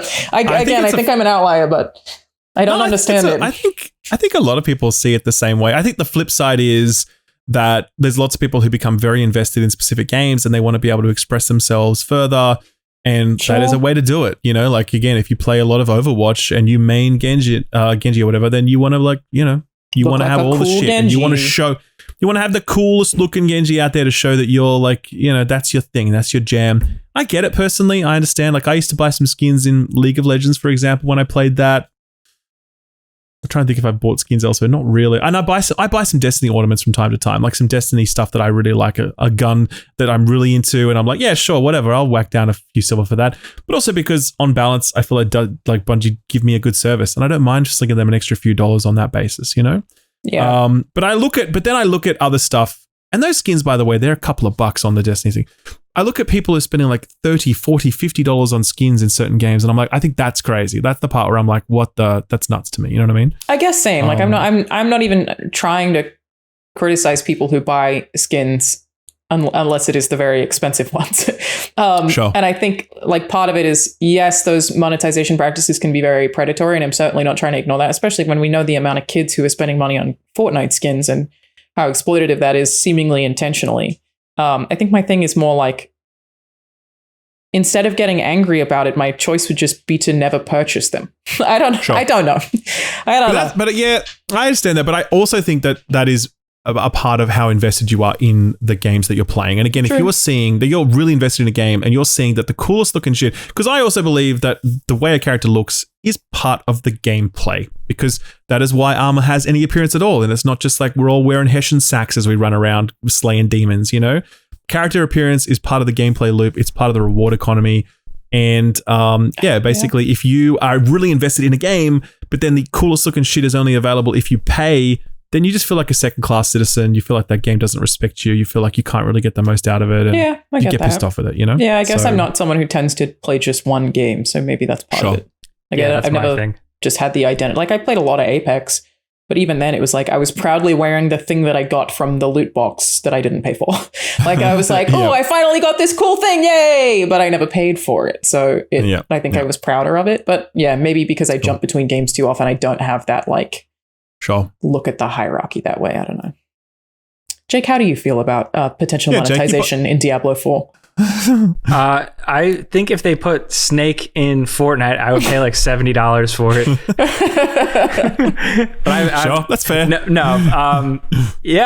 With Diablo specifically, I don't know, right? It's like we talk so much about Immortal, and Ralph, I remember us talking about it where it was like they know what they're doing. They're putting it out there. They don't give a shit. They're bringing in a bunch of money. They knew they were putting it out to that audience. Yeah, that is more accustomed to that, spending that type of money. If they have to hear the rabble from the gamers, like whatever, they powered through it and they made their money. Diablo Immortal made a ton of money. With with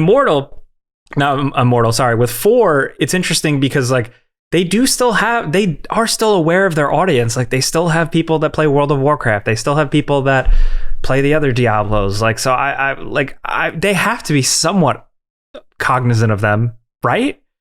They're extremely, and if you all their marketing and their pre-release has really highlighted only cosmetics in our cash shop and only this, like they're really almost self-conscious about it in their messaging when they're talking about how monetization will work in game, to try and like head off that criticism. But it's like they've only created that criticism because of how they mistreated the community with Immortal. And it's kind of like, well, if you just treated people right with Immortal, people would just trust you and they'd be excited for your game. Now, whenever you talk about Diablo anywhere, it's just people like, I can't trust Blizzard anymore. Fuck Blizzard, fuck Blizzard. And that's obviously all the culture stuff aside with Blizzard as a workplace, but specific to in-game monetization. It's been a hefty road for them for sure. That's right, but I think there's just so much cynicism for their products now. And that is just such a silly rod they've built. Yeah, okay, they made $100, $200, $300 million out of Diablo Immortal. Cool. But they've also like permanently damaged their brand. I don't think they'll do that with D4 because like... I don't think they will either. Not to that degree. Because it's a mobile game. And I think that's exactly like what you're saying, Jake, is they fully knew what they were doing and didn't care about how mad people were going to get about it because they were like, it's for the mobile gamers, shut up. They can't do that with D4. And I do think it's like even like maybe 10 years, the shift we've had in Blizzard being the PC gamers developer to how they're perceived now. Surely there's got to be somebody at that company that's like, can we try to get that back? That we liked that thing that we had going on. What do we do to get that back? And like it's going to have monetization no matter what. Obviously, if they've said it's only going to be cosmetics, I would believe them, which I guess it's just how egregious that is.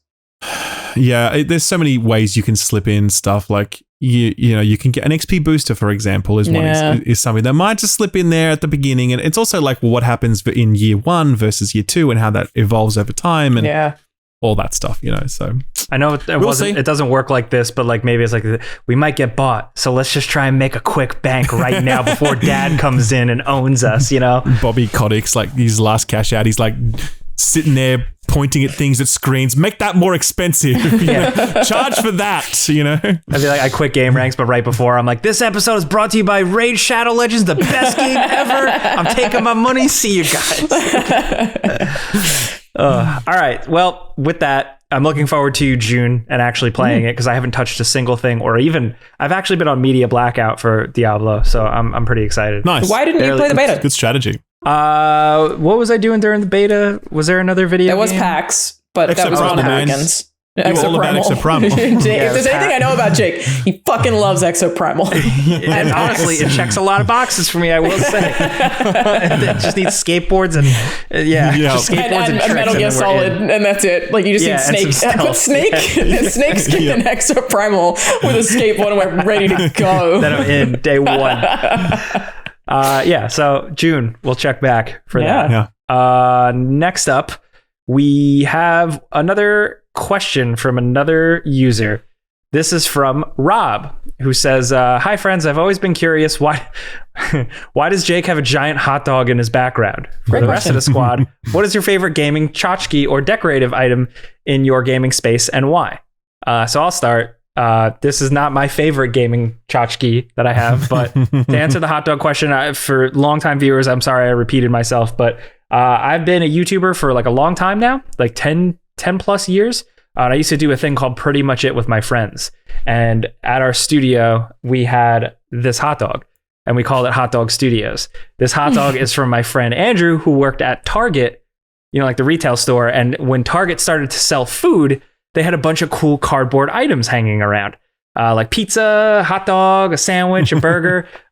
So he got dibs on the hot dog, and he just brought it in one day because he would guest star on our show and be like, hey guys, I got this big fucking hot dog. So how old is that hot dog? That's just sick. That's like 10 years old? Many years old. And he's been on New York City subways. He's been in storage closets. He's been on moving trucks, and he's still here. Damn, Hot Dog Studios going strong. Yeah, that is cool. Yeah, so shout out to Pretty Much It viewers from back in the day. This thing has kind of followed me through my career. Weirdly has like seeds on it, and then like it's funny if you look at it up close, like the texture they used for the inside of the bread is like a low res JPEG. Like it's like a mess. But Ralph, Rob also asked, like, what's your favorite decorative item or gaming tchotchke? What do you got? You got a lot. There's a lot there. I've got like I'm trying to think anything that really stands out. I have this I got sent this controller actually after I reviewed Scorn. Do you guys see this? The gross controller. I have that. You see the gross controller? Yeah. Yeah. So like I'll show it to the camera. Yeah, it's like icky. a creepy ass. That's so cool. Like weird and shit. Yeah. So they said after I did my review, they sent me that. And I was like, oh, thanks guys. It's very kind of you. And I got a Gallahorn in the background. Is anyone interested in a Gallahorn? It's a giant Nerf gun. I had that Gallahorn. So, yeah. You do? You have one? I did. I don't have it anymore. I gave it away. But I did have that Gallahorn. Yeah. It's quite large, I would say. It's pretty big. Yeah. So I would say they're probably my things. I would say I don't really have a lot of stuff these days. I kind of like try and get like as little stuff as, because you get sent stuff in this business, and you're like, oh, there's only so much stuff you can take. Trying to tailor it to the nice pieces, and you just like, no thanks, I don't need anything more. I've got enough stuff. So yeah, that's pretty much it. I have a lot of stuff. Yes. I can't because it's upstairs, but my like one of my most prized in this room specifically is like, the Prime 1 God of War statues that I have right here. Sure. But this shelf of books is also, anytime someone who works in game dev recommends a book to me, I buy it. And that's what that shelf is like every game dev book that I've been recommended. And there's a lot of really interesting stuff there that's like, one of them's an interior design book that translates very well to level design. So there's a lot of really cool stuff like from that, and that's been really fascinating to read through. But I can show you a picture of it. Have you done a video on that bookshelf? I have not done a video on the bookshelf. You should do a video. I would love to hear the video of the books. It's getting bigger and bigger too, because again, I buy every single one. So, yeah, I was gonna say, yeah. I'll show you a picture of what I think my most prized possession is, because it's upstairs. But I have a lot of video game collectibles, y'all. So it's this. It's a crystal. Charizard. Tablet. It's a from tablet. Daniel right. Arsham. Like that's obviously you can see the hands in there. That's the size of it. Useless thing. That because it's a tablet, I have it sitting on a recipe book stand. Oh, that's so cool. It's like a 10 commandment. Like exactly. But I love it. I'm very, very proud of it. And like, it's something that however long ago I got it, maybe like 2 years ago, I still look at it really fondly. Like, I'm like, oh, so beautiful. Such a work of art. But I have a lot of stuff, y'all. Like a lot of video game stuff. Like there's definitely some stuff from old collector's editions that I just still have that I not. I got sent the like baton from Callisto Protocol. They sent me like a full-size replica. And I was like, should I keep? I'm going to keep this one because it's like, surely there aren't very many of them. Like, and it came in this huge like tub with it. And I was like, okay, like that's a wild one to have. I've got this claptrap from the original Borderlands that I think was only given to the dev team. Nice. Yeah, so I have a fair amount of weird shit but I'm trying to like frame my head to be more like you, Ralph, where I'm like, it makes it so hard to move. It does. A lot of stuff. I have the baby in the jar from oh hell yeah, dude. Death Stranding. I got like 3 of those in my attic. Should I say that legally? I actually put that in my will. I had to do a will recently, and I put in my will that my mom has to display the Death Stranding baby somewhere in her house publicly. It's written in my will. She has to do it. That is morbid, but fucking because cool. her house is so like, it looks like an IKEA catalog. Like she's very tidy. She's very minimalistic. Nice. I was like, I'm going to have that fucking baby in your house if I die. I swear to God. When the guests come over. Yeah. Feel good about it. Oh god. My favorite little thing I have is just from like the work aspect of it. I have a little Geralt statue that is like pretty. You don't really see it anywhere, but it's from. I got it from like the first E3 showing of The Witcher 3 gameplay. I think that was like E3 2014 or something like that. So it's like a little statue of Geralt like holding a trophy. And that's so cool. And it's not pewter, but it looks like pewter, but it's just plastic. Whoa. And my cat loves to walk over and try and chew on it, but I tell it like on the swords on his back. That's like, cool. No, get out of here.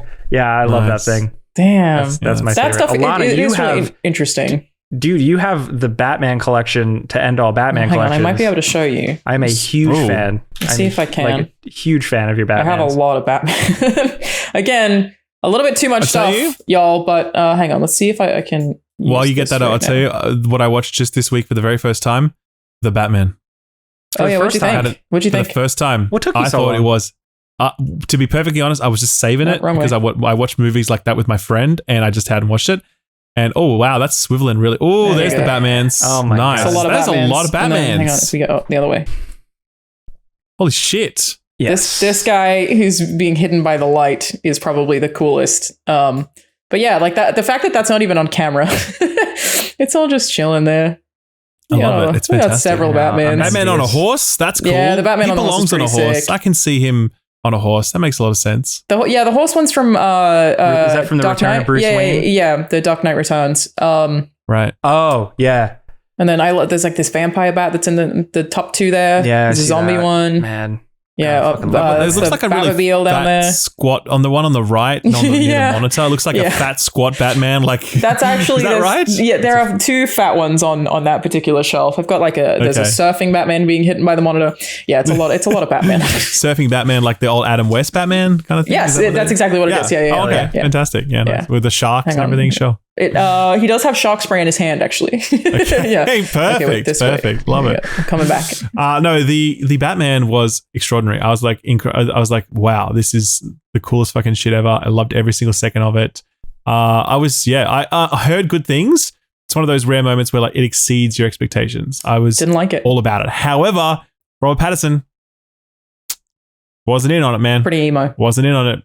Just wasn't vibing his version of Batman or Bruce Wayne or anything. I was like, you could just replace this with a different actor who could have done something more with it. Like Christian Bale, in the suit, out of the suit, he's killing it, no matter what. This guy, I was just like, I think I agree, and he's a brilliant actor. I read it as though it's like a starting point, like that maybe if they were planning to expand that character, he started as something that's like kind of very one note and very restricted and very like raw. That I imagine was for the purposes of an arc, or at least that's what I assumed was that that was the start of the arc, and that's like so that he can fill in the other pieces that are sort of missing as time goes on. I assumed. Kravitz, what was her name? Was it Zoe Kravitz? Zoe Kravitz? Yeah, she was amazing. Yeah. Crushed it. Just and so hot. Colin hot. Farrell? Colin Farrell? What the? How? I What? know. How? I forgot. I've been using that GIF. I've been using that screenshot, and you haven't seen it, so you don't know the context. No, but I knew the context because you see the clips and whatever else. So I knew that, but it was just funny to see the whole thing in context now, you know? But yeah, really incredible movie. And just loved it. Loved it. I so really, much. really liked it. I just wish there was more of like an emotional hook. Like I didn't like feel anything other than, oh, cool. You know? Reckon? Yeah. I thought it was okay, y'all. I didn't like that movie that much. Really? Yeah, Wow. and I love Batman, obviously. But I think a big part of it for me, this is like probably like the most angry I've made the internet recently, was that I didn't like Batman that much. Was it felt like Baby's first 7. Like it just really felt like, what if we just make 7, but it's a little bit dumber and it's the Batman. mystery did not land with me. Yeah, and it was part of it that I think about way too often, which is like they get the photos that somebody took down in the lounge, and at no point did they go, well, we can figure out where those photos were taken from if we just walk to the angle, and then they'd be in his apartment. And Paul Dano is one of my favorite actors, and I also just like, I wasn't a huge fan of the like incel-y take on it. So I didn't dislike the movie. I just didn't like it as much as I hoped to going in, because to me it just felt like it was trying really hard to be cool and gritty, but didn't have the emotional payoff, like you said, Jake, of something like 7. And I couldn't not make that comparison in my head, I think. Do not You're just saying this because you're a Batfleck fan, aren't you? The little companion. You're a Batfleck fan and you're jealous. You're just jealous. That's what it is. That's it's something Snyder, something. I don't know.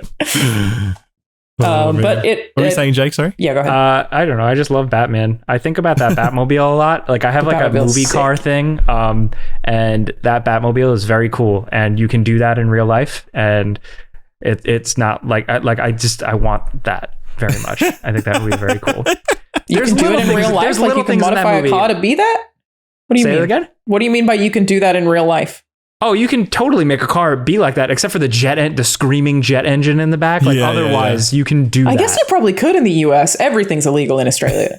You probably could. True. You could probably drive a Batmobile. And they'd be like, yeah, you got a permit for that. You'd be fine. Fine, no worries. Yeah. Around where I live, there is a guy who has a replica Adam West Batmobile, and he like daily drives it. You see him. No way. You'll see him on the highway, and you'll be like, "There's that guy living his life." Incredible. Wow. It's got the bubble shield and everthing, like the I windshield. do want to be that guy. Yeah, it's just living his best life. Like he just like goes to get Dunkin' Donuts, and that's it. That's how I'm trying to be. Man, that is cool. Yeah, the car was awesome, and I also love the score, like the drone sort of. The music was so good. Yeah, music, I listen to it when I go to bed. Is that weird? Should I say that? That's weird. That's definitely weird. I'm all right with it. 100%. Like the beautiful sweeping suite. I don't go to bed with dum dum dum. Yeah. That one. Maria. That's the only thing you can fall asleep to. Paul Dano's version. Also, the riddles were really bad. He calls himself the Riddler, but all of his riddles were things my grandma could solve. Yeah, they were not good riddles. I just like that. At the end, he's like, I will show you all this city, the truth you will not understand. And then it's like, the city's corrupt. Like that was his big revelation. It's like, wow, dude. Yeah, we sort of knew. No, but to be fair, like there's a lot of cool stuff I like. Like even though the riddles were dumb, not to go on a Batman tangent, but like little like that we're here now, bitch. The riddle in the church when it's taped to the DA and like Batman like instantly solves it. Like he's like, yep, like that. I was like, that's perfect. Things like when the car crash happens and everyone in the pews all duck and freak out, and Bruce Wayne's just standing. I love like little things like that. Made me happy. But it was sick. Yeah, supposedly they did like so many takes of the like iPad scene, like the amount of takes Paul Dano had, where he's like he's strapped to someone's chest, isn't it? Like if I'm remembering correctly. Yeah, like the amount of takes that they got before they were happy with that particular thing, which I love that scene too. I thought that was really cool. It's just like such a specific type of creepiness. This is movies per second. It is. That's the spin-off. This is what every other week is going to be the movies per second. Yep. All right, now with that, we got to move on to our next thing and talk more Resident Evil 4. So we are joined once again by special guest. It's her second time on the show, Suzi, aka TheSphereHunter. She's been a content creator for a long time now, and for us, she's pretty much the go-to Resident Evil person. She has very long, in-depth, deep dives about all the Resident Evil games, so she was the perfect person to kind of come on and talk RE4 with us or really gush about it. So let's jump in with that. Hey, Suzi, what's going on? Thanks for joining us. Is this the second time? Yes. Nice. You were one of the first guests. Thank you. Yeah, we need to come up with like an award to give to people who come back more than once. There's like a couple of select few. That's true. Yeah. So the TheSphereHunter on your channel, you have your newest video. It's popping off. Resident Evil 4 remake is phenomenal. So just to keep it light, nothing crazy. What is, if you could pick one phenomenal aspect of the game, like what was the thing that really pushed it over the edge? The story. I said it in my review, but I personally think this is probably, I said it was one of the best Resident Evil stories, but I think it's probably just the best one. Now, everything is so intricately put together and like makes sense when you analyze all of it, where they've never done that before, where like a file will just be thrown in and you'll read it and you'll be like, okay, when did that happen? Why is this happening? Where like everything makes sense now. Like the monsters make sense. Even. True. I actually found myself reading every single little thing on the little files or whatever, which I never really do. I like scan some of them and I'll be like, oh, this one has 6 pages. Nah, I'm not reading that. And then the next one will have like 1 page. And I'll be like, all right, I'll give this one a crack. Yeah. I'll get 2 paragraphs in. I'll be like, nah, you haven't won me. I'm sorry, I'm done. But this one, no matter how long they were, no matter what's going on, I was like, no, I'm going to read this every single time. And I actually found it really did enhance my enjoyment a lot because yeah, you're right. It did give you backstories to main characters, but also to monsters. And it's like, how did this thing come about? And you know what I mean? Like, I dug that part big time. Yeah, I loved it. Because, like, that's the thing. Like, Capcom usually nails gameplay. Like, but for them to nail the story of a Resident Evil game, like, that really impressed me. I was just so happy that it finally all made sense. And I kept saying that in my review over and over again. Like, it makes sense. It's crazy. And it all had, like, feeling. Like, it was, like, the whole thing for the remake, it was like, oh, one more time, but with feeling. Like, every encounter, every boss fight, like every character has a little extra context to them that actually like makes you give a shit other than just, oh, they're cool. Like there's a little bit more. I don't want to like go into spoilers for like who gets what. Are we doing spoilers? It's been. I feel like we shouldn't. Because I feel like some people are still working through it or waiting for sale or something. So I feel like we should keep the game is long. Personally. It's like, it could run you like 20 hours if you do everything. Yeah, you can spend a lot of time in it. Yeah. I found myself like, especially like lately with games like open-ish hub areas, I'm like, I'll do some of it. But as soon as I got like the open lake, I was like, oh, okay, this is one for me. I'm going to do every single thing. Maybe it's just because it's Resident Evil. But I do want to ask you guys, as people who love Resident Evil, as much as everything was good, is there anything that like pissed you off, like the nerd side, where it's like, actually, they shouldn't have done that? Or is there anything? I can't. My answer to that's very easy, if I may. The performance on Xbox Series S, which is like what I've been streaming it on, is the textures are just so bad. Really? Yeah, awful pop in and like walls that just look like like they didn't even put a texture in them. So I think it like visually is really disappointing for me because I'm streaming it and I'm trying to stream the whole thing. And then like when I go and play it on my actual TV setup, I'm like, this is the disparity for what I have to. Oh my God. Yeah. Wait. First of all, why are you streaming it on Xbox Series S? It's because it's really small, so it fits really tidily in like my streaming setup. And because I don't care about giving the people of the internet the best experience, that's for me on my couch. So I'm like, you can deal with the small thing that fits in the setup, which is why I have the Series S is what I was streaming from. And that's just what I got a code on, to be fair. Sure. Could have done the X, but it's too big. So no shade.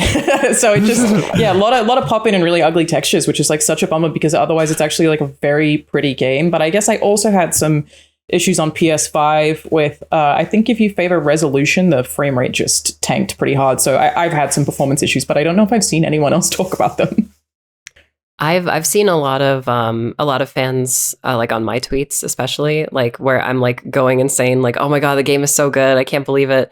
And then like someone will be like, the controls suck and the graphics are so bad. And then I find out later that like apparently the dead zones on the controller, like the Xbox controller, are like almost incompatible with this video game. Whoa. And it's like, I didn't know that. What? Like how? Like how is this? How did you ship the game like that on this console? Because I'm playing it on PS5 and it's perfect. You know. Yeah. Like, this is why we PC gamers game on PC because 9 out of 10 ports are fucking garbage. But one time there's a good port, and Resident Evil 4 Remake is that one time. And it's like, see, that is why we spent $7,000 on our PC so we can have this one game that works. The Last of Us and had to the fall 9 so other ones are absolute. After 2 hours garbage. of updates and a blue screen, but you can play Resident Evil 4 Remake. Totally, you can totally play it. You can play it. That's right. Exactly. I think the only thing I was missing was Mendez being called the Big Cheese. I don't think I heard the Big Cheese once, which kind of disappointed me. But like, I feel like everything else is pretty intact, at least in terms of cool one-liners. The achievement is called grilled big cheese when you kill it. Like that's it. Yeah, they did that a lot. They threw in lines that didn't make the cut that were in the old game as achievements. Yeah, like, I think there's like a no couple. Thanks, bro. And it's an interesting choice. It's cute, but it's odd. It's like an odd thing to do. But I actually, because that was one thing that I was curious about because as I said, I played Resident Evil 4 back in the day, but I don't remember it very well. But I do remember the kind of like really goofy tone, and certainly going back and watching clips and whatever. Like it was a very schlocky, over the top, goofy kind of game. And that is gone now from this remake. There's no goof in it whatsoever. And I was wondering like how Resident Evil 4 hardcore fans feel about that. Is there any kind of, oh man, I really wish they kept that? Or like, I don't know, is anyone feeling that? Or is it just not, this is a straight upgrade? I've seen a fair amount. I mean, Suzi, you're definitely more plugged in the community, but I have seen people say that they like feel like it's been censored or watered down and that this is like a woke version of the game. I'm not entirely sure where that's coming from, but I have seen those comments. Because you can't look up Ashley's skirt. Yes, the Ashley skirt thing. I've seen that. Because I have a criticism in my video, and I guess I didn't really elaborate too heavily on it, but I said that I felt that this remake, it kind of like, I don't want to say lost, but it doesn't have like the same type of edge as the original did. And I feel like that's literally only because the original was made in 2005. So like limitations, cultural differences, Japanese video game, also them just not having time or money to finish the game, and they just shipped it out. So it's just like I feel like certain like death scenes aren't in the game, like the bug enemies, like the Novistadors that like melt Leon's face off, and you like see it in the most graphic detail. In the original, like when that happens now, it happens off camera, and it's like it's like that's a little soft, like for this one death scene. Like, what's that about? You know, that's like it wasn't a particularly gory game, was it? Like nitpick. Yeah. No, I'm trying to think. It wasn't very gory. I don't think. Like, definitely nothing compared to like Callisto Protocol, where they really like tried to up the ante on those executions at the end. You were just like, whoa, man, come on. And you had to watch them so many times. Yeah. Oh, God, that was a lot. It got to the point where you pause the game and then hit restart checkpoint. Load the restart checkpoint. Exactly, yeah. It's interesting. It's like a matter of like selective details almost, because there are certain things that I like. So I love just the way the whole counter to a grab works with pressing the trigger to use the knife, because the camera like pulls in close and the camera like pulls back with Leon's arm and then follows his arm into the knife. And it's like the most incredible fucking thing I've ever seen. It's so violent. And then it's like, oh, but the Novistador can't melt my face exactly off, like, what's that about? I think the other thing too with what you said about like it not having some of that edge is like it's like that 2000s. It's almost like, oh, you had to be there. Like you had to have that feeling. Yeah. That, I watched your video on it, and I agreed with what you said, because you said that like there was something off about like the opening village raid. Like it just didn't feel like, I guess, as impactful. Although like when you play it, there's like 25 enemies on screen now and not like 5. Yeah, it's amped up. Like there's like a weird disconnect with it where you're just like, the original feels more crazy. It feels more iconic that too. And I think that's also just because we also just saw it in Village, like that they did the exact same thing.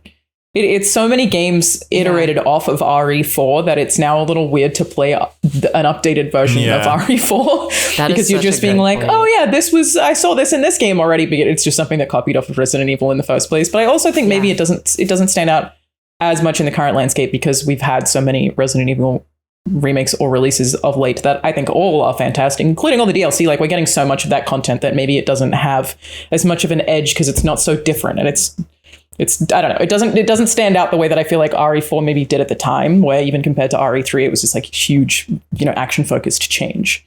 That is such a great point too, because like there was literally nothing else like RE4 when it came out. In 2005, like over the shoulder camera, laser accurate, like aim and all that kind of stuff. It was like just blowing our minds like left and right. So it didn't matter if something didn't make sense. It was just like, do you see what I'm doing in this game? Like I love that the thing you like the most is that the game makes sense. Like I get it, but it seems like such a low bar. I know, but so we're dealing with. But I was actually quite stunned by how contemporary it feels.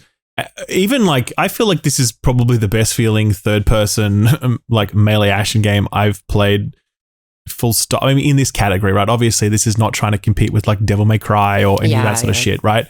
But this kind of thing where you got offset third person over the shoulder, like this is just feels incredible. I was just blown away by how good it feels to control Leon, like his weapon switching, aim down sight speed, his movement, like just everything, the way that he's being forced to move across the battlefield to like execute targets and roundhouse kick things, and like the way you can use your environment. It really reminded me a lot of Metal Gear in many ways, because it just felt like you were constantly drawing on so many different things in your environment and in your own kit, and also using enemies' weaknesses against themselves so often that the decision making that was happening on the fly was fantastic. I think loved the level it. design plays into that too. Like you have to be creative. Massively. Like you have to be creative in this game in a way that like I wasn't when playing RE2 Remake, because I was backing myself into corners or corridors terrified, right? Whereas I think RE4, the level design and the verticality in the game makes you assess every combat scenario, and they are more like scenarios than one-on-ones in a lot of instances here, of like where am I going to step? Where am I going to stand? Oh, can I maybe lure them into a bear trap? Or should I use my grenade here? Maybe it's this one. Like it just, I think you have to be really creative on the fly. It's like a combat puzzle, and it's super fun. Like I also think very replayable. I imagine you've already replayed it a bunch of times, Suzi. I can't even tell you how many times, like countless times. Because I got this game super early, which by the way, I guess I could address this too. My review had to get privated because I had the embargo. I think I didn't get a code because of your review. They were like too many people, some of whom you might know, broke embargo. To be fair though, that embargo was ridiculous. Like that was one of the most ridiculous embargoes I've ever seen. So was like I can understand. Yes, I'm not going to go into the specifics, but so it's understandable that some people chose not to upload on that embargo, and some creators had to take their reviews down because it was just kind of like it was impossible not to. Like it was just anyway. Yeah, like, and in all fairness, like they didn't tell me to delete it. They were just like private it for now. You can put it back up on launch day. Like, were they just being really protective of story spoilers? I guess so, because the quality of the game was so high. Like, if this game was garbage, I'd be like, oh, clearly they're trying to hide. They're just trying to, like, be dodgy, like, whatever. But the fact is the game is phenomenal. Yeah. And so you have to assume the only reason they were being cagey with their embargo terms was because of spoilers, you know? And I mean, I get it. They worked really hard and they wanted to protect that surprise. But at the same time, it definitely made it harder for content creators to just like talk about why the game is so good. You know what I mean? That's why I'm working on another video, because I feel like right after like embargo dropped, I feel like I could barely say anything about the game other than like I can confirm it is good. I can't. It is Resident Evil and it is good. For 10 minutes, so you can get ads. Whatever it is, 8 minutes now, right? 801, baby, 801. Let's go. That was the thing too. That we like they asked kindly. They were like, "Can you keep it to like 10 minutes or so? Keep it concise." And I was like, "Does it have to? Come on, guys! Like Jesus." I mean, if you want to know, like that is the reason they gave me. As soon as I saw yours, I was like, whoa. You know what's hilarious? Like I'm one of those content creators who's like, I want to put my thing out first and I want to see how people react to it. Then I'll watch everyone else's videos. You know, that's how I feel about it. So I was like, oh wow, it's really weird. Like IGN and GameSpot, everyone's like 8 minutes, 10 minutes. I wonder what that's about. And then I just got the email and they were just like, it had to be 10 minutes. And I was like, oh, okay. It's private. I've never heard of that existing in a review embargo before. I can understand why you would miss that. That's very unusual. I called it out. I was like, and I never talk work in like before you buy videos, but I was like, let's, a million people are going to watch this. Let's like say, hey, Capcom, don't do that again. It's like, Thank you. If you want to limit us from being able to like show footage, fair enough. But our ability as like content creators / game critics to talk about the merits of a game plus or minus, like, we should be able to take as long as we like to do that. Like that should be an unrestricted thing. And it's like, well, you are unrestricted after the embargo. Okay, yeah, sure, fair enough. But like, I think the process of a review should not be impeded by a time limit. I'm not sure how many people how much of an audience finds this conversation interesting, but I always find this stuff really interesting. I wouldn't have thought that a publisher could tell you how much gameplay footage. I understand that. Yeah. But telling you how long your video can be seems like overstepping a little bit of a boundary. It's quite especially like Suzi, you make long videos. Like that's part of your brand. Your videos are like, they're basically essays, right? Like to try to reduce that is like, well, then it's not really a Suzi video, is it? Like it's just it's an odd choice. Believe me, I had many a conversation when that happens with some friends. Just about that. Some which might be on this call right now. It's quite common to see a publisher say you can only show X amount of footage or X amount, or your video should not have more than X amount of minutes of footage in it. That's quite common in an embargo, but never one that says that your video must come in under this amount of time. Like that's very weird, but there was speculation as to like people were saying like, oh, maybe it's because Capcom didn't want people to know about what was cut from the game. In my opinion, the things that were cut in terms of gameplay sections weren't super significant, like nothing like Clock Tower level. Maybe that's just me. I don't know. Like, how do you feel, Suzi, with like U3 and stuff? So I actually think, and I've always had this opinion about the island specifically, and is that because the most common complaint about the original RE4 is that the island drags. It feels longer than it actually is. Like all the content isn't, the best. And I feel like that entire section of like Krauser knife fight, go underground, do flips through lasers in like a cyberpunk hallway for some reason on this dirty island, then go deep underground and then fight U3 in these like suspended cages that are nothing, by the way. It makes no sense. It's just cages hanging from darkness. And then you fight Krauser. They literally took everything I just said out of the game. And you go from set piece to fighting Krauser. And there's breathing room in between. And I feel like when I play the game now, like with this like remade version, I'm like, oh my God, the island feels so good to play through now. It's not dragging. This entire part isn't here. Like them cutting that out, like really helped the pacing. And I feel like that was always an issue, like a very minor issue with the original RE4. Cause like even in the village, like you fight Del Lago, you go through one hallway and then you fight El Gigante. In this, you fight Del Lago, you get a gigantic open-ended lake to explore and find like cute little collectibles and items and everything.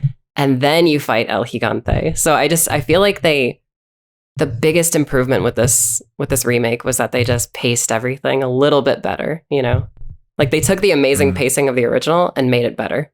Like, just space things out a little bit. Give it time to breathe.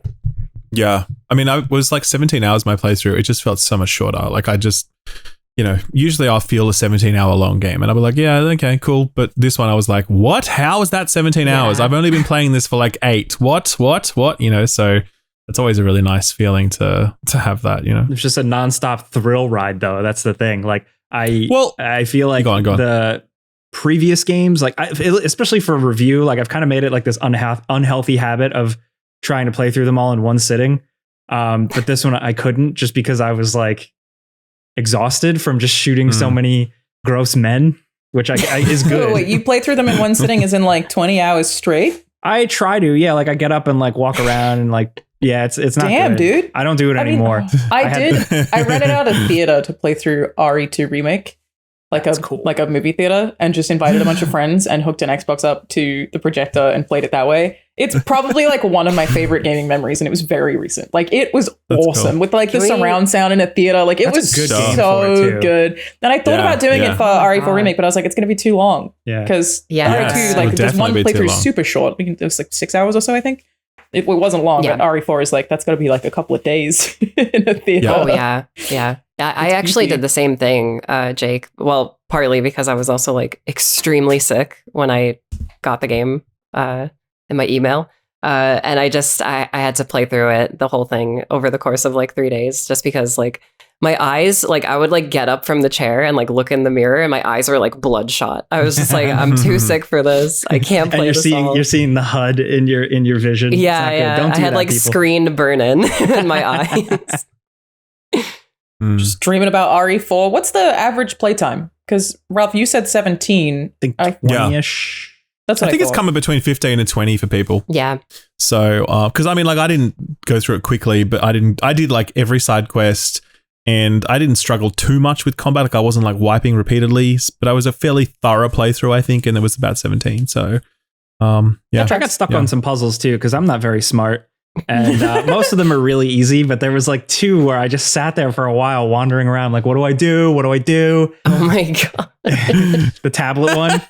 Susie's just laughing at you right now. Yeah, it's bad. Which one did you get stuck on? The tablet one. I know. Yeah. Oh, that one. Yeah, sure. Yeah, that was like a little bit confusing at first. I was like, what's going on? It took me a second with that one too, to be fair. I was a bit like, yeah, okay. Yeah, it took me a second. I'm too like seasoned by these games. I'm just like, I saw the shapes around the icons. I just got to put them here. And know the UI. Did you guys get into the habit of just shooting every rat that you saw just in case it was going to become a side quest later on? So, yeah, every rat got it, man. It was just they got caught in the crossfire. Sucks to be you, rats. Yeah, I do feel like RE4 Remake versus the other remakes, I was a lot less concerned about ammo conservation across the board. And I think like it really, I don't know. It's not that it's not scary. Like, did you guys find it to be a scary game? Yes, at times. I think I did too. And I think they managed tension very well. I think I screamed at 1,000 bear traps. Yeah, oh my God. Fucking bear traps. I swear to God. How many bears do you have in this town? Why are there so many bears? I felt like Sideshow Bob with the rakes. I was like, that was me with the bear traps every time.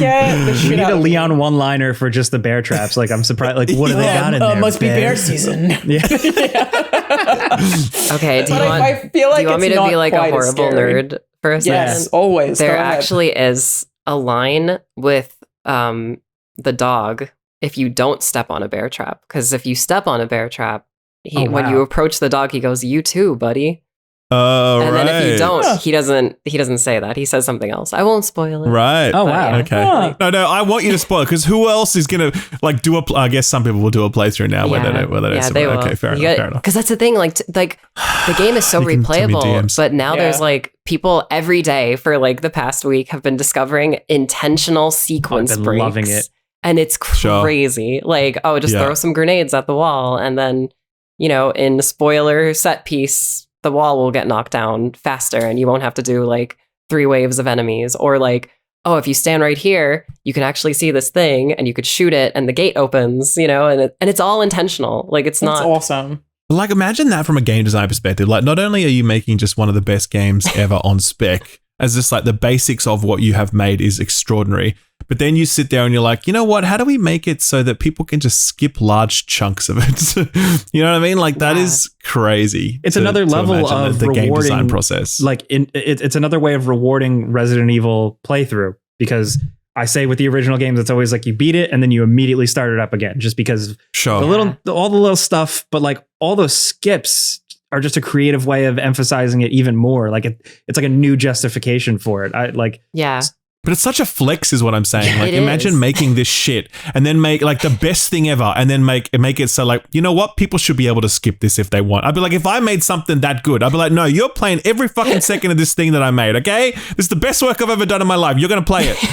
So Capcom's getting the player data though for like my playthrough, and they're like, oh, people like him are never going to figure out all those skips. Tablet, huh? We need a tablet puzzle skip stats. Yeah, totally. It's oh god, it's so good. It's just so good. I'm actually working on another video right now, just talking about the story stuff, because I usually back in the day, I didn't do one for Village because I was kind of like the hype around Village was like so weirdly intense for a lot of different reasons that I didn't really want to make like a whole lot of content around it. Long story, very vague, I know, but like. When like RE2 remake and 3 remake came out, I would do like a spoiler-free video and then like a spoiler-filled video. So I'm gonna do that with this game too. But I've been like playing it over and over again and like finding my own like little strats and skips, but like also analyzing like the story and putting it all together for me. And I'm just like, oh, this is actually great. And I just like what Ralph was saying, like you make a game like this good and then you just go the extra mile. It's like, can you do this every time, Capcom? Like, please, like, can you give us this? I mean, they basically do, to be fair. I mean, actually, no, question though, does this like recontextualize Village for you guys? Because I definitely found myself having very different feelings about Village first versus like in the past versus now. I don't know if you guys have different thoughts on Village now after playing Fall Remake. Do you like it more or less? I don't know. What do you guys think? Good question. I still like the big lady. So there's that. Yeah, I agree. I think she was the absolute high point of Village. And I was like, after that, I was like, it was all downhill from me. I really like the house. What is it? Benviento. I thought that was awesome as well. But I guess I don't think fondly, I mean, nobody does, of Ethan, and I know he's like not some people do, some people in the comments they're gonna be like, he's such a good dad, man, he just cares so much. He's certainly a character of a video game. And I don't need that to carry me through, especially not in Resident Evil, but I do feel like the strengths of Leon and, like Suzi keeps saying, the story here probably do make Village feel a little bit weaker, even though I had a great time playing it. I still really enjoyed it. I mean, at this point, I'll play virtually anything Resident Evil. Code Veronica, damn it! Yes. R-Reverse? I played R-Reverse as well. Oh, really? Did you like it? Yeah, I did. I'm like almost a blind consumer. That I'm like, even if I'm aware there are flaws, I'm like, I still had a good time. Sure. I just really like Resident Evil. But I feel like it probably, unfortunately, highlights some weaknesses in Village, but that doesn't make me dislike the game or anything. I still think it's a good time. It's interesting. I feel the same way. I said it in my review, but this game, like, it made me kind of realize how easy Village was, because like I felt like, you know, besides like Village of Shadows, like the meme hard difficulty, like when you choose hardcore in that game, it really feels like normal mode, you know, and when you choose hardcore in this game and you get to that little opening like village raid, like it's hard. Like it's so hard, you know? And I was just like, wow, like Village like tempered my expectations for like difficulty going into this. And then it's like, oh no, I actually have to like apply like every single tool in my arsenal to like get through this game, which is like what you guys were saying before, you know? Yeah, definitely. Creative combat. It does feel very stressful to me too, I think. Like it is a very stressful game. Yeah, that's where I'm not scared. I'm just very like clenching the whole time, where I'm always like, ooh, you know? Yeah. But that's one thing I noticed as well, because I mean, like I was thinking about The Last of Us, and a lot of people who play The Last of Us really love it for its combat, and I just never got to that place. And I think they're very similar, the combat sandboxes, this and like RE4 Remake and Last of Us. But I think the big difference is that RE4 Remake is just pushing you the whole time, man. Like you are just being constantly pushed, switching every weapon, using every environmental like element to your advantage, whatever else.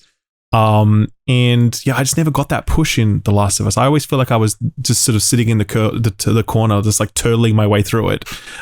Whereas I just felt like such a genuine action hero as Leon. Yeah. Like, It's an interesting point that like often in The Last of Us, you feel funneled backwards, not forward.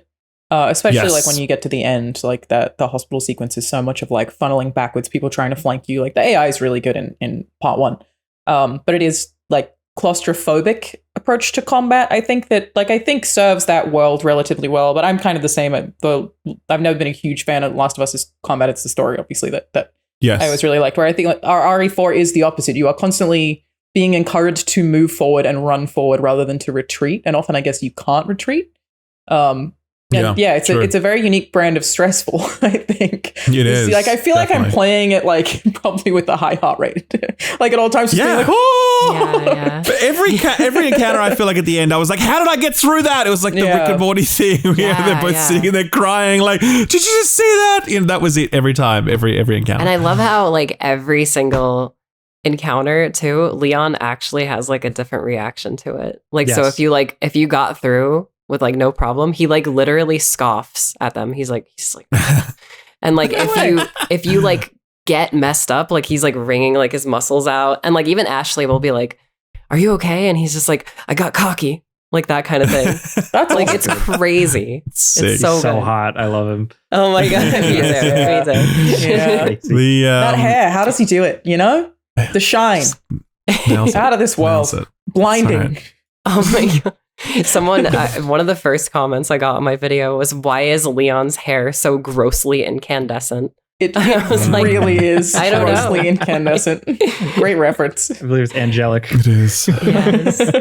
All right. So in terms of, is this, can we just definitively say this is the best Resident Evil modern remake so far? Yeah. How do we feel? For me, personally, I mean, I think so. Yeah, but like, sorry, like you're like, can we get a definitive answer? And I'm like, well, yes, but I also like, I love RE2, and I feel like they serve very different purposes. Yes, I agree. So, I agree. Like, I'm happy to have both, and I think they both have different strengths, and I appreciate that they could have easily been two versions of the same thing, but they're not at all. So I think that what RE2 does well, it does really, really well, and what RE4 does well, it does really well. So I'm just glad that they both exist and are both so goddamn good. Yeah. RE3 is also there. Yeah. RE3 is definitely there. Poor RE3. It really gets so much shit, doesn't it? I know. But yes. Their original is like one of my faves too. So like, I'm just kind of like, too.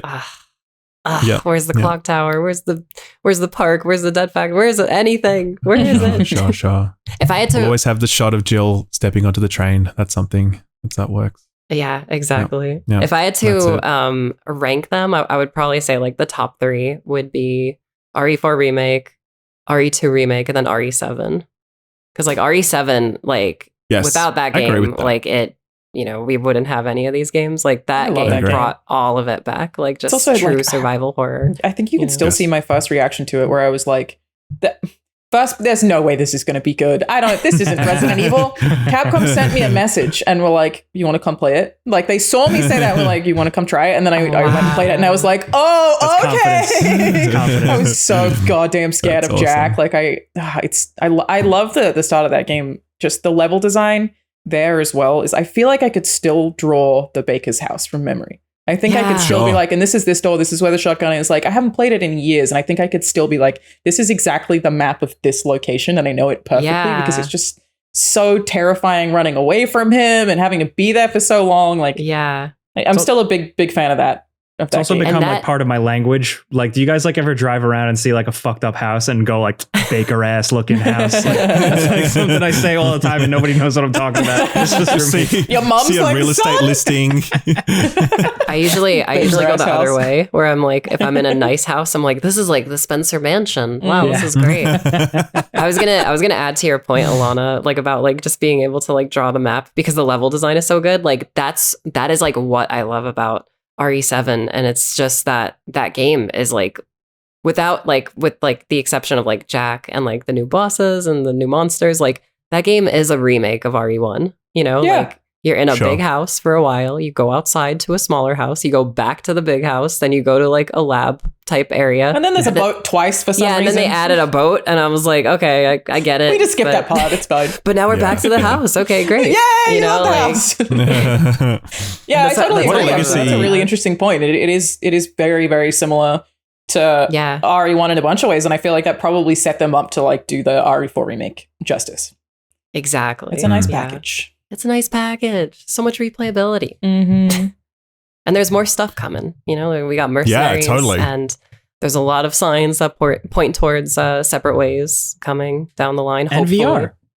And I'm VR. so excited for the VR. I've not played the Resident Evil in VR yet, but everyone's like, dude, it's the best. Because everyone said that 7 was the best, and then they said that the original 4 was the best. Village is and then they said that Village was the best. And I'm like, no. 4 Remake is going to be the best. That is what I'm going to play. It's going to be so 100%. hard. It's going to be Imagine how hard it's going to be. Oh my God. Like you have to parry with your hand. Like 4 in VR, it's like all this stuff where like, because you're grabbing the objects from different parts of your body through VR. So, like, to grab a knife, I had to punch myself in the boob. But every time I'd be like, knife! Like, and it's so fast and like, oh, like it's, yeah. How do they do the roundhouse kick, though? Am I like, does the thing actually spin when I roundhouse kick, or is it just not? No, it's okay, right. It like cuts to like a very quick third person. Oh, okay. Kick. Like it works, but how did I do them? I never played the Oculus Resident Evil 4. Do you grab things out of the merchant's coat? Like, thank you. No, that's what a are you menu. grabbing? But you do grab stuff. Like it's so much fun. Like again, and in very different ways. You should play it. Like I feel like you would get a lot. I know. I love VR. I just never got around to it. The only problem is the game's so big. Or if I'm remembering correctly, maybe it was Medal of Honor. It's one of those games that you kind of have to have and almost nothing else. Like they had a limited library. I'm pretty sure at least. Or it was Medal of Honor. There was something recently that made me delete every game I had. And I was like 120 gig or something. Yeah, sure. Not that beefy, that Oculus. Yeah. Sorry, Meta Quest. What is Oculus? Who knows? That we don't You're get like reading the clipboard. Meta Quest 2. Okay. Yeah. All right. Well, with that, folks, we gotta move on. But Suzi, thank you so much for chatting a little Resident Evil with us. We'll definitely have you back in the next one, maybe for Mercenaries or for Remake VR. So where can people find you? They could find me at TheSphereHunter, just everywhere on Twitter and Instagram and YouTube and Twitch. And yeah, I have a. Can I plug something coming up? I don't know. Think so. No, not allowed. Okay. Do not abuse our platform, please. I don't know when this is going up, but by the time this will go up probably in like 2 or 3 days from now. Okay, I have time. No, tell us. I can plug it. Yeah, I can plug it. What is it? I think you did this too, Alanah, but I'm gonna be on the Metro City Academy stream with it's the Street Fighter 6 learn ya. That's right. Yeah, they're doing. Yeah. What is this? I don't know what this is. Get to go play Street Fighter at Capcom, and they'll like basically like teach you how to play it. It was really fun. No way. Great time. Wow. Yeah. Cool. Sick. But I will put this out there. There might also, because I'm going there on the same day as Mercenaries comes out for RE4 remake. Right. There might be another stream too where I learn someone else. So on another game. You done learn another one. Yeah. You've been busy. Man. Exciting. Very busy. But yeah, that's all for me. Thank you guys for having me on. Thank you. Thank you as always Thanks for being here, Suzi. Always great to see you. See you in the next Thanks, guys. All right. Now, before we go, we got to do our classic segment, even though Gerard's not here to kick it off. This week in the way back, where we kind of end the show looking back at some old stuff and getting nostalgic. Ralph, would you like to go first? Yes, I would. 25 years ago today, StarCraft arrived for PC. Can you believe that, man? That's a big deal. And it's actually quite pertinent as well, because the people that like made this game, they've started their own studio now, right? And they're basically just making another StarCraft because they're like, well, Blizzard's not making any more StarCraft, so we'll go and do it ourselves. And I say, more power to them, man. Because it's like, yes, there should be cool people from Blizzard making massive RTS games. So I'm down, man. 25 years later, StarCraft. Hell yeah. Respect. Korea, man. That was their thing. It was what put Korea on the map. Yeah. Nobody knew what it was before then. That's right. No one had heard of Korea before StarCraft country? Oh. That's right. Yeah, that's it. That makes sense. I'll go next. My pick is from the year 2000, 23 years ago, Star Wars Episode 1 Jedi Power Battles released. In my opinion, one of the best Star Wars games, probably all nostalgia. But this was a PlayStation and Dreamcast joint, and it was like a movie tie-in game for the Phantom Menace, but it was a really good introduction to some of the Jedi Council members. It was kind of like a brawler beat 'em up game where you'd go through levels. You'd play as Obi-Wan, Qui-Gon Jinn, but then you'd get exposed to like the cooler people like Plo Koon, Ki-Adi-Mundi, Adi Gallia, and I'm blanking. I think there was one other person. Oh, I mean, Mace Windu. And this is Mace Windu before he had a purple lightsaber. They didn't even figure that shit out yet. So it was just so much fun. It made Episode 1 cooler. Like, it made it more interesting, more fun. It was also a LucasArts game where the LucasArts logo would come up and Duel of the Fates would start playing, and then the LucasArts logo would whip out a lightsaber and start blocking blaster bullets. Sick. And I used to always just get so hyped with that, stupid things like that. But I could talk about that game forever. I really have been wanting to make a video forever. Maybe I will. I had a friend recently played through it on Discord and streamed the whole thing to us, and it is definitely very silly, but I think it still holds up. It has quirks. It's a little jacked up, but it's got a really satisfying block to parry the blaster bolts back at droids and stuff, and they're all like Roger, little things like that. Alanah, what do you got? I'm going to go with Armored Core 3, which came out 21 years ago, 2002. Wow. That's the Japanese release at the very least. I loved Armored Core, and I guess it didn't really occur to me that Armored Core is not that popular, but it seems like people are pretty hyped for it to make a return. Armored Core 3 was a reboot, effectively, for the franchise. It took it back to the earlier PlayStation games had this post-apocalyptic setting, which is what they did with Armored Core 3, which is super cool. I don't know that I was even old enough to understand what that meant at the time that it came out, but basically, you pilot mechs, you do missions for these 3 separate corporations to get money to upgrade stuff, and it was rad. As a person who grew up really liking Gundam, Armored Core 3 was, the probably the first one I played in the series, I would think, before going back to play earlier games, and it was super fun. I don't think it came out on this day in... Huh? How'd you stumble into that? Did you was it a rental? Would have been total accident, because how old would I have been in? I would have been Civic Video 10. Hire. Yeah. Civic Video, Alanah. Yeah, it probably was a rental, to be honest, because it was PS2. Yeah. So, and I definitely didn't come out at that time of year in Australia. That was only the Japanese release. I think it was probably way later in the year in Australia. But that was back in the era where I didn't play things on release, because what's a release day to a 9-year-old? Who knows? But yeah, it was rad. I haven't touched it since, though. I'm also I don't know what Armored Core 3, if that holds up either. I'm just super excited for Armored Core to come back. I like mech games in general. Exoprimal. Can I interest you in Exoprimal? Yes, you can. It sounds dope, Ralph. Yeah, it sounds so cool. Well, Alanah, thank you for joining us.